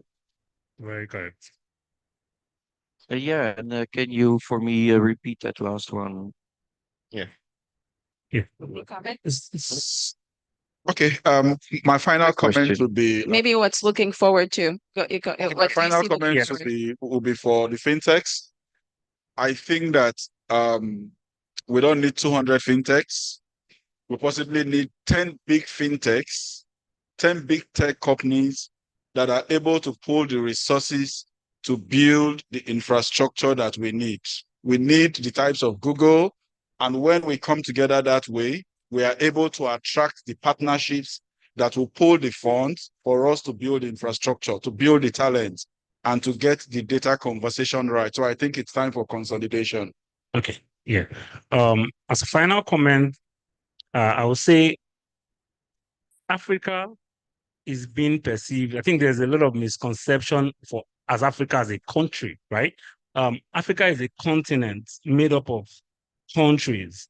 So at this point, the various countries, the various entities within Africa are going to lead the AI force. There will be a time where we'll get to the point of having like a unified framework, sort of what he was mentioning, right, to guide AI adoption or AI development within Africa, right? But we might need to play down a bit around the Africa leading AI movements in Africa. It's going to be, first of all, driven within the entities in Africa, within the countries, within their own units, before we get to the point where we have like an organized collaboration at that African level. So we don't mix up Africa as a country when we're looking at, like somebody talk about doing business in Africa versus doing business in India, which is just a country. But in Africa, you're dealing with a lot of countries, so you don't expect that the regulations will be unified. Yeah. So how can we drive that from our separate units before now coming to the point where we're having a unified effort, a common framework? All right. Yeah. Thank you. Have we had everybody spoken? Okay. I think my final comment is more of the 6 degrees of separations has now been reduced to a single click. And I am confident that Nigeria and Africa will continue to contribute, right, to these technologies. And we need to be open to one another and contribute honestly, right? And let's make, a better world with the technologies we have. That's it. Nice. Very true. All right. Thank you so very much. Please put your hands together for Kamel, Roger, and then, of course, the other panelists, Mr. Bola, Mr. Mujib Ishola, the Chief Technology Officer from Remita, as well as Mr. George. Roger, I'll give you a Calabari name so that you add up to the other one so that it's balanced from the Niger Delta. We add you and call you Boma. Boma means thank you. And so that is another name for you. So, ladies and gentlemen, please can you help me up standing here for photo session? Photographers, can we have them stand in front? Okay, please make sure you don't do like the AIs that we're not sure whether this or that. Fine. And then I would like the president, the COO, and the chairman of the board of trustees to please join them on this picture so that we can capture this moment. The president, Mr. Adebajomo. of course, Dr. Shego, Chairman Board of Trustees and Fintech NGR, as well as Dr. Breman. Please, can you join them, the COO of Fintech NGR. Immediately after this, we have on queue the goodwill message that is going to run for about 3 minutes, and that is from the technical advisor to the president on economics, as well as financial inclusion, Dr. Nuruddin Abubakar Zoro. And then we will now have another sponsor's address all the way from eTransact, Mr. Ni Toluwa Lokpe, the MD and CEO. Please, can you indicate by raising of your hands? Let me be sure that you are in the hall as the case might be. Mr. Ni Toluwa Lokpe, are you here, please? Okay, and immediately after that, we have our closing remark from the Chairman Board of Trustees, and then we will go for the tour of the exhibition area, from which we will now proceed to have lunch. Lunch, please, if you do not have a red tag, the VIP lounge is not accessible to you. You have other areas you want to take an advantage of to have your lunch. Then lunch is going to be only for 30 minutes, so you want to make sure that you don't miss out on that. After we are back, I understand that the raffle draw is going to happen. Make sure you've registered. Make sure you have a tag, whether it's the red tag or the yellow tag, for you to qualify. And I want to say that there is the experience room where you can experience AI. That is after InterSwitch stand. You will get that as a matter of fact. And then we have the game room where we also can engage ourselves in game virtual reality, as the case might be. Ladies and gentlemen, without further ado, I would like to welcome Dr. Nuruddin Abubakar Zaro, Technical Advisor to the President on Economics and Financial Inclusion, as he makes his presentation virtually. Over to you, sir. Okay, thank you so much, presenter. Thank you so much, the participant in this program. Can you hear me, please? Can you confirm that you can hear my voice? Can you hear me, please? I'm talking already. Can you not yes. hear me? Yes, I can hear you. We can hear you. Yeah. Please, can you unmute? Samido, please, can we have this addressed? Yes, I have unmuted already, and I'm already talking. Can you see me? Dr. Nuruddin, we can't hear you yet. We can't hear you. If you can hear me, you, can you wave like the president? That is good. Thank you very much. No, that is Donald Trump's sign. You do Tinubu's zone. So should I talk? Are you ready for me to talk? I can hear you. Him. Okay, now we can hear you, sir. So go ahead for the next 3 minutes. Okay, great. Thank you so much. Thank you so much, Fintech Association, and thank you so much, the organizers of the program and the participants of this Fintech Week, which I know that is an annual event. So thank you so much once again for this program. It's been a very successful journey. Distinguished ladies and gentlemen, I would like to use this opportunity to bring to you the good message, from my principal, the president of Nigeria, and the vice president, President Bola Ahmed Tinubu, and Senator Kashim Shettima. It is indeed a very wonderful platform where conversation around leveraging technology to enhance economic and financial inclusion. I would like to draw your attention to the fact that this administration is indeed very interested in what you guys are doing, and we are committed because financial inclusion is indeed a part of this administration's renewed hope agenda. When this administration came on board, way back in, we put up a workshop precisely in April this year, where all the stakeholders came together to deliberate and see how we can collaborate, because financial inclusion initially was an institutional arrangement, but now it has been elevated to the National Economic Council, where at the apex level of the country, where decisions taken, and then again for policy implementations and regulatory reforms. So I am quite excited, and I'm happy that I missed my initial slot to talk. So that led me to attend the last session, where I heard a lot of what you guys are doing, particularly in the AI, to leverage on technology to advance financial and economic inclusion. So to tell you also that this administration is indeed very interested and quite excited of what you guys are doing. So we'll continue to collaborate with the leadership of Fintech Association in order to advise ourselves and see how we can make it better. But for us, we are ready to roll out, to provide an enabling environment, for fintech to thrive in Nigeria. Let me draw the attention to the fact that I heard one of the panel members, he's talking about the fact that we need a platform, like he said, we don't need more than 10 AI companies, for us to have the likes of Google and what have you. I'm quite excited because as this administration came on board, now we're trying to see how we can make an enabling environment, particularly deployment of public good infrastructure, to be able to provide, to leverage on technology to deliver economic and financial inclusion. So we are really, really happy, and I'm quite excited to bring to you the good message from this administration live from the State House right now. So, and to tell you that at the end of this event, we would like to have the communique so that the necessary implementation and policies, and next steps will definitely be assured. Distinguished ladies and gentlemen, I would like to also tell you that as I talk to today, we are here converged in the villa in the State House, having discussions around insurance space. So the entire players, the top players of insurance space right now, they are with us, deliberating on how can we unlock that space.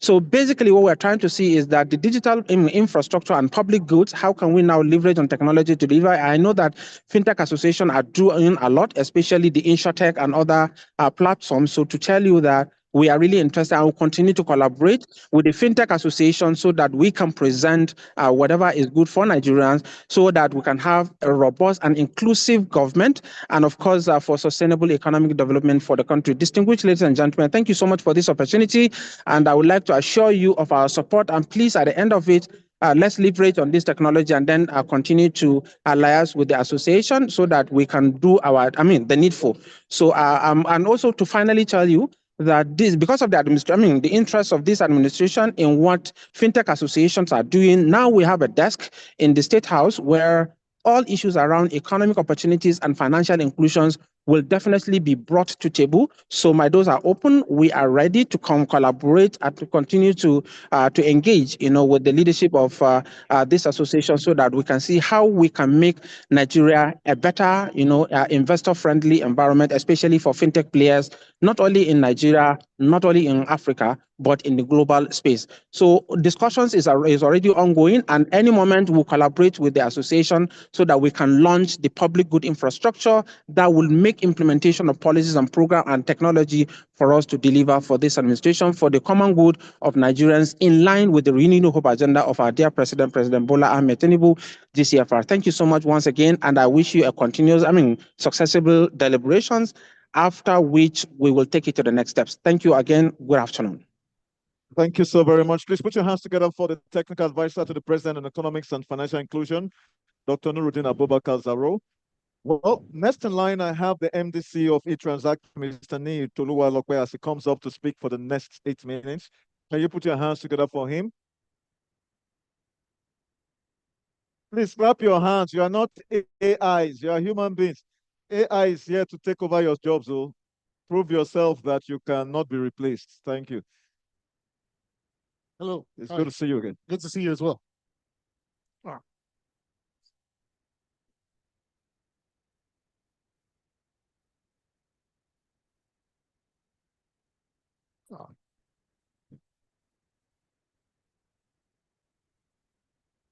Good afternoon, Fintech Nigeria. Good afternoon, Fintech Nigeria. This is Fintech. Where's the excitement, guys? Let's get excited. Look, let's get excited. See, where for me, every year we come around to talk Fintech. It's a celebration of growth, celebration of development, celebration of progress. Because I remember when Fintech all started 20 to 23 years ago, eTransact was one of the pioneers. If only we knew that this is what we would have lent a hand in creating over time, I think would have been more excited at that time. I'm so excited to see young and bright Nigerians here coming together, collaborating to drive fintech in Nigeria. Thank you for all that you do.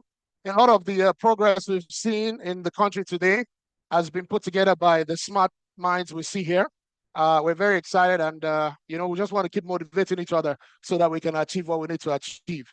Good morning or good afternoon once again. I have a few remarks I want to share as we think about the future and we think about the next 5 years. It's a very interesting theme, positioning Africa's fintech ecosystem to accelerate inclusive growth. A lot of time, everyone is always talking about growth, growth, and growth. But in fintech, I think we see a lot more expansion and moving into different areas. And I think an area we need to focus more on is actual growth. Growth from the perspective of deepening into what we're already doing to actually accommodate a lot more players, a lot more people, a lot more verticals into what we're doing today. It's a privilege, like I said, to be here at the Nigerian FinTech, where we come together to discuss how we can accelerate inclusive growth through FinTech in Africa, FinTech in Nigeria. The question we need to keep asking ourselves is the growth we are seeing in FinTech inclusive enough? Is it inclusive enough? FinTech continues to boom. It's booming. Over $4 billion inward investments in the last couple of years. And but those monies are focused a lot on e-payments, e-commerce, payment enabling, and all of that stuff, which is the very good stuff in terms of consummating transactions. But are we not focusing on other areas? 90%, for instance, in 2022, there was a report by McKinsey that emphasized the fact that 90% of transactions in Africa are still predominantly cash. This tells us there's a lot of ground to still cover. If we bring it to Nigeria, if we look at the landscape of Nigeria, there's a lot of fintech activity in Nigeria, in Abuja, and recently some of which we have actually taken into Kano and Kaduna. But there's still a lot of regions in Africa, in Nigeria, that are still not well spoken for. We need to continue to broaden our focus. It's easy to focus on the, heavily invested, heavily active hubs in Lagos, the fintech powerhouse. But we need to ask ourselves, are we spreading the benefits across Nigeria? You might say, but infrastructure is there, or the returns on investments are there. But it's not always about return on investments today, because we have to think about return on investments tomorrow. We need to do what we need to do today so that 20 years from now, some of you can be here talking about what you've created over the 20 years or what you've enabled over the last 20 years to get Nigeria to where it is now and where it ought to be. We in the private sector, particularly, let's focus a bit on private sector now. We in the private sector must step in, investing in digital infrastructure. We're already doing that. We need to continue to invest in digital infrastructure, digital literacy, and creating fintech products that cater for every single Nigerian individual and every Nigerian business. Beyond regional expansion, let's talk about industries that fintech has not fully tapped into. There's a lot of activity, there's a lot of noise, there's a lot of movement, but we need to hone it, like honed into payments, e-commerce, marketplaces. Agriculture is one of them. A lot of exciting stuff can happen in agriculture. Healthcare is also one of such. A lot of exciting stuff can happen in healthcare. It's happening in other regions. Real estate. I see a lot of creative thinking, high-level creative thinking going on in real estate now, but we can own it and figure out how to digitize every aspect of that value chain and bring it home for transparency, for ease of understanding and ease of participation. Just to name a few, these are some of the things we also need to look at. These sectors are also established to be very, very critical to our economy, yet still not as focused on as it ought to be. The perception is usually they are not investable, but if we aim for true inclusive growth, fintech needs to provide solutions that solves the problems in those sectors. That's what we really do. We build solutions that solves our problems. That's where in fintech, there are aspects of electronic payments in this part of the world that has blown out other more advanced economies in the world in terms of participation, in terms of innovation, and in terms of transaction success and transaction spread. So my charge to us today is to be open and to continue to collaborate and be flexible in how we build our fintech products. There's a math we do in my company. We call it the inconvenient math. When you think about Nigeria's population, Some say 200, some say 250. Let's keep it at 200 for this argument. And with the numbers we see around, about 140 million telephone subscribers today, mobile phone subscribers today, 140 million, 200 million Nigerians. And then based on information we have as well, for the sake of this discussion, we have about 60 to 65, maybe 70 million BVN, active BVN accounts. So it's easy to say 65 million Nigerians operate daily transactions from their bank accounts. But you have 140 million Nigerians who buy and sell through their mobile phones. That money is not in the banking sector. Those people are either unbanked or underbanked. For me, that is the opportunity in the marketplace. That's the opportunity Nigeria presents. That's what gets us at eTransact excited every day. That's what keeps us up at night. That's what gets us up every morning to go to work and figure out how to tackle that 70 million and how to include them. My challenge to us is just 1 million of those people, 2 million, 3 million, 4 million of those subscribers can activate the next level of growth and inclusion for Nigeria. How do we position? How do we think about it? We are ready to collaborate. We position ourselves as a super fintech, ready to collaborate and take on all the ideas you have. However it is, our doors are open to see how we can help, assist, and collaborate together to ensure that every Nigerian, every business is financially included so that we can create the success we see and tackle all the opportunities we see in the country. Thank you very much for listening. God bless Nigeria and congratulations to FinTech.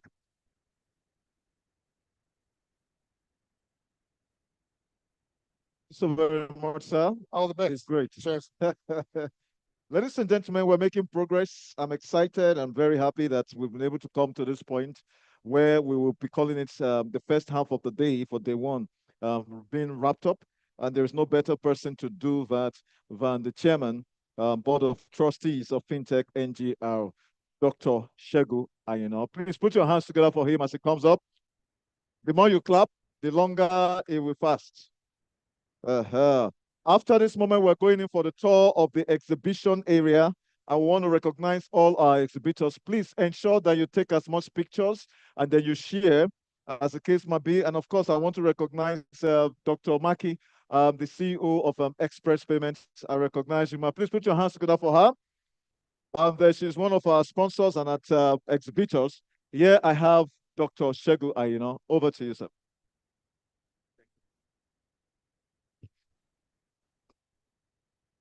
Thank you very much. It's been a wonderful morning, now going into afternoon, and I believe that we have all enjoyed the session. I have. Have you? Yes. It's been so wonderful. And as they say, morning shows the day. So look forward to a very, very interesting 3-day session.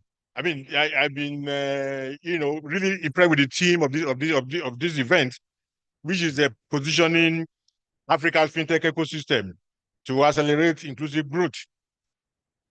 Positioning Africa means how do we work together in country, like in Nigeria, for instance, through the leadership of the Fintech Association of Nigeria to bring the ecosystem together. How do we work among African countries, working together? And that's where Africa Fintech Network also comes in.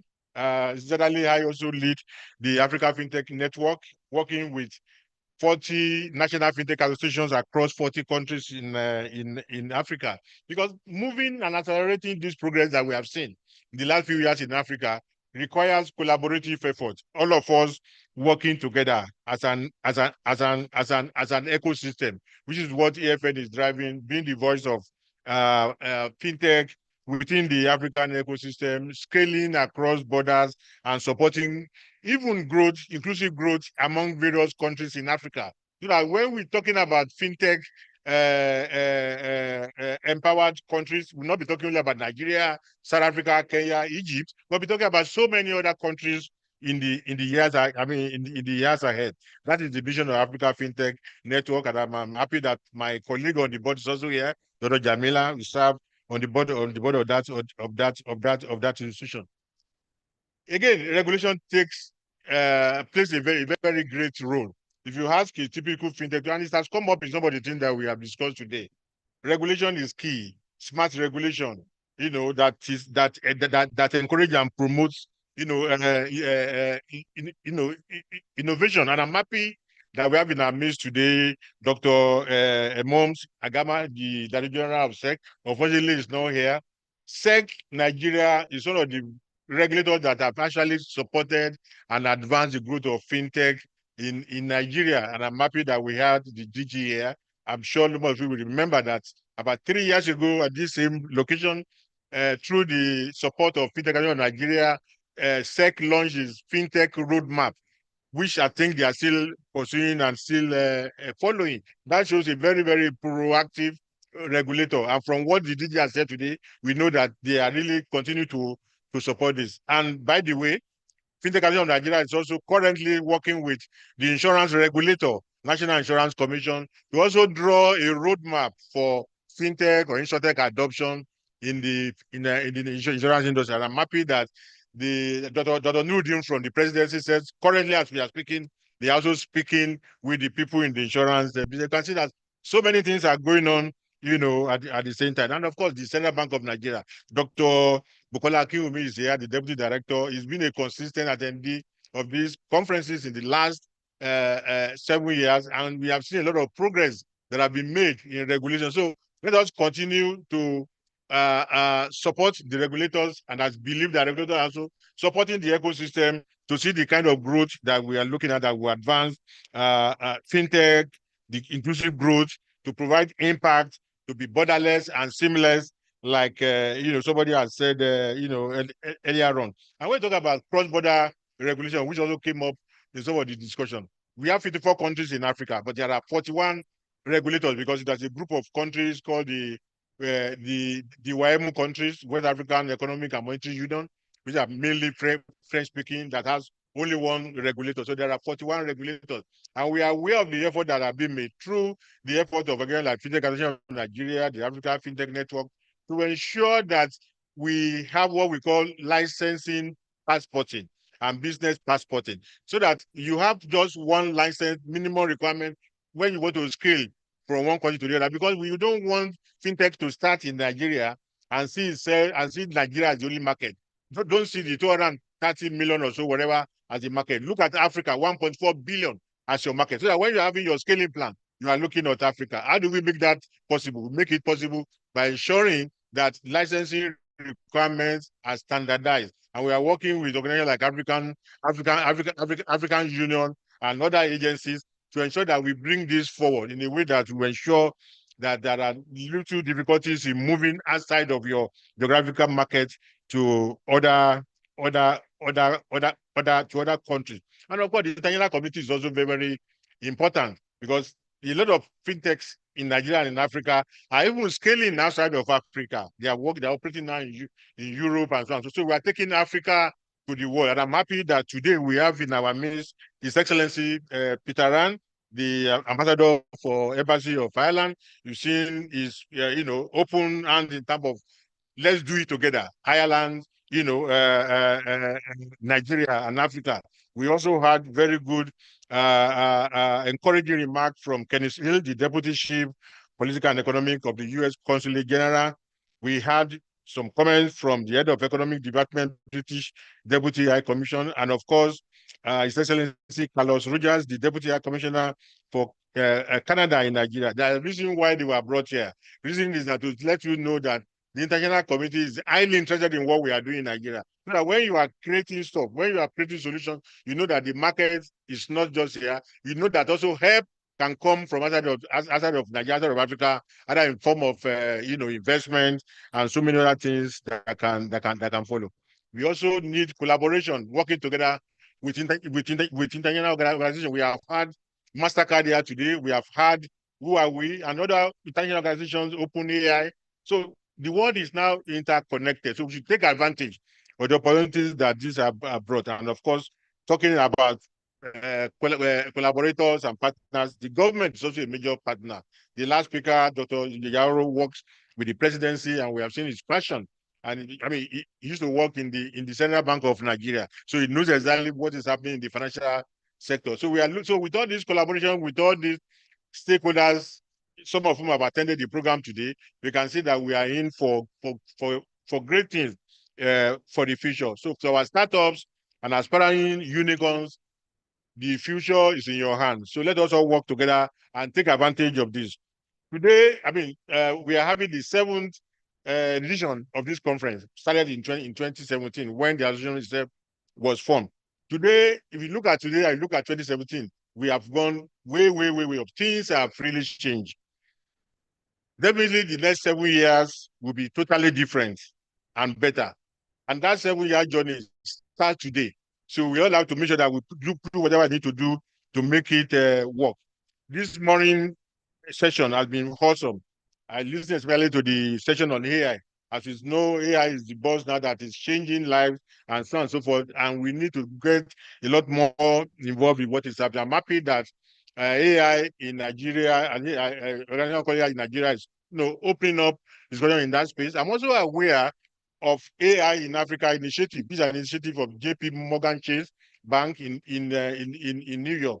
We are engaging with them to see how with their support and support of other similar organizations, we can actually derive the benefits of AI in Africa and in Nigeria towards ensuring that we accelerate in terms of inclusive growth that we are looking for in Africa. So to conclude, with your presence here today, you are signing on to be an active partner in the quest to position Africa's fintech ecosystem to accelerate inclusive growth and create the Africa that we want. There's this agenda, African Union Agenda 2063, which has the battle cry of creating the Africa that we want. We all have a role to play by creating the Africa that we want, an Africa that is growing evenly, an Africa that is showcasing its potential to the world. So welcome to the journey, and by the grace of God, all of us will get there and we'll all get the benefits that is inherent in the opportunities that we have in Africa and in the world. Thank you very much. Please, let's put our hands together for the Chairman Board of Trustees, Fintech NGR, Dr. Shegu. He's the one who, as a matter of fact, is a vision we are witnessing today, 7 years counting. And this is amazing. It means that we are doing something right here at Fintech NGR. You're welcome, sir. On that note, I'm going to be asking you, sir, and the president to be leading us towards the exhibition tour, which is going to run for only 10 minutes. Launch gates will be opened by 1:40, and then the VIP section is here, the people with the red tag. There is a general area for every other person, the food court. We obviously take it, and His Excellency, Peter is here with us too. Thank you so very much, sir. It's a great thing that we have you in midst, the ambassador for Ireland, pardon me. At the same time, ladies and gentlemen, kindly be mindful of your personal items, your phones, your laptops, and your handbags, and make sure you wear your tags. Make sure you wear your tags everywhere you go so that nobody confronts you in a manner that you might not be so pleased with. And so on this note, I call on the Chairman Board of Trustees, the President, and the Vice President, as well as other dignitaries to please lead us for the exhibition tour. Thank you, ladies and gentlemen. Our exhibitors as follows. We have Incash, Fast Credit, Fifth Lab, ESCA. We have C24, Dyna AI. We also have Horizon Pay, New Catch, Acha, Aka, Newland MPT, Pastel, Simon Coppers, LexisNexis, Opolo, Convexity, as well as Dern. We also have as others as including InterSwitch, MasterCard, Huawei, Zenith, MTech, eTransact, Network Express, Zest, Remita, AfriGo, Soft Alliance, PalmPay, 9PSB. We also have Unified Payment, Main1, VFD, Microfinance. We have Trade Routes, IPNX, Morning Point, Somnom, Banwo and Ngodalo Elix, Wema Bank Alert, FX SB, as well as iInvest and Fair Money. Big thank you as our VIP leaders to the exhibition tour. The President and the Chairman Board of Trustees will lead us to each of the exhibition stands. We can start from Zenith Bank on your right, or whichever you choose. The launch is open for 1:40. Please, can my team members ensure that nobody is accessing launch until 1:40? and then lunch is going to wrap up on or before 10 minutes to up to, as the case might be, ladies and gentlemen. Thank you.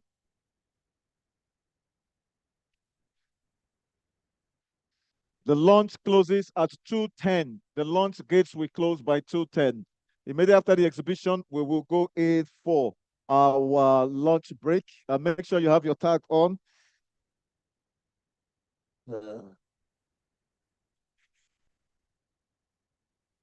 Thank you, ladies and gentlemen.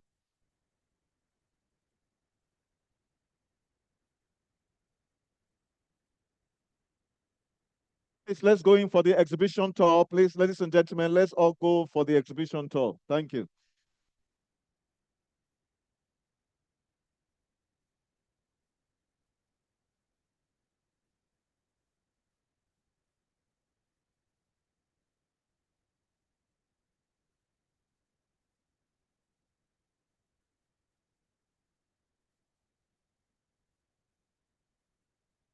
Hello, ladies and gentlemen, please hold on to your items, your mobile phones, your handbags, your laptops. Please do not leave anything behind.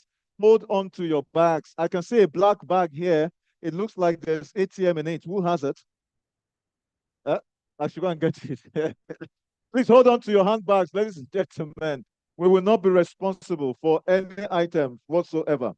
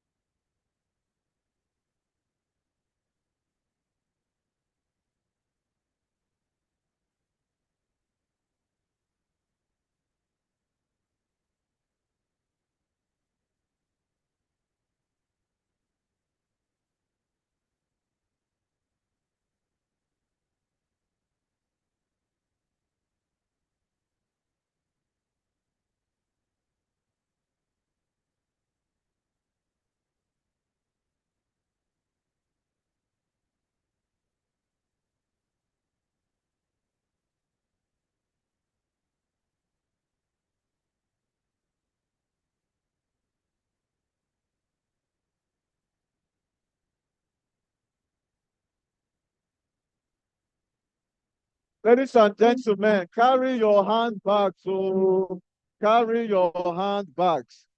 Who has this handbag?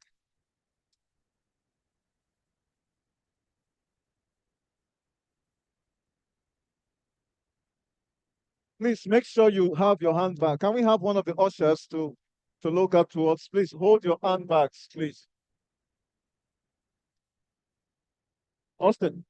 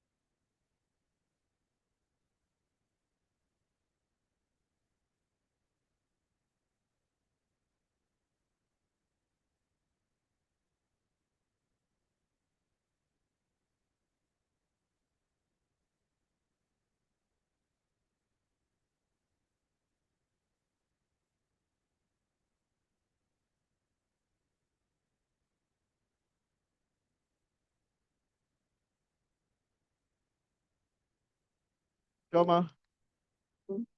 All right, we are going in for lunch. Ladies and gentlemen, lunch.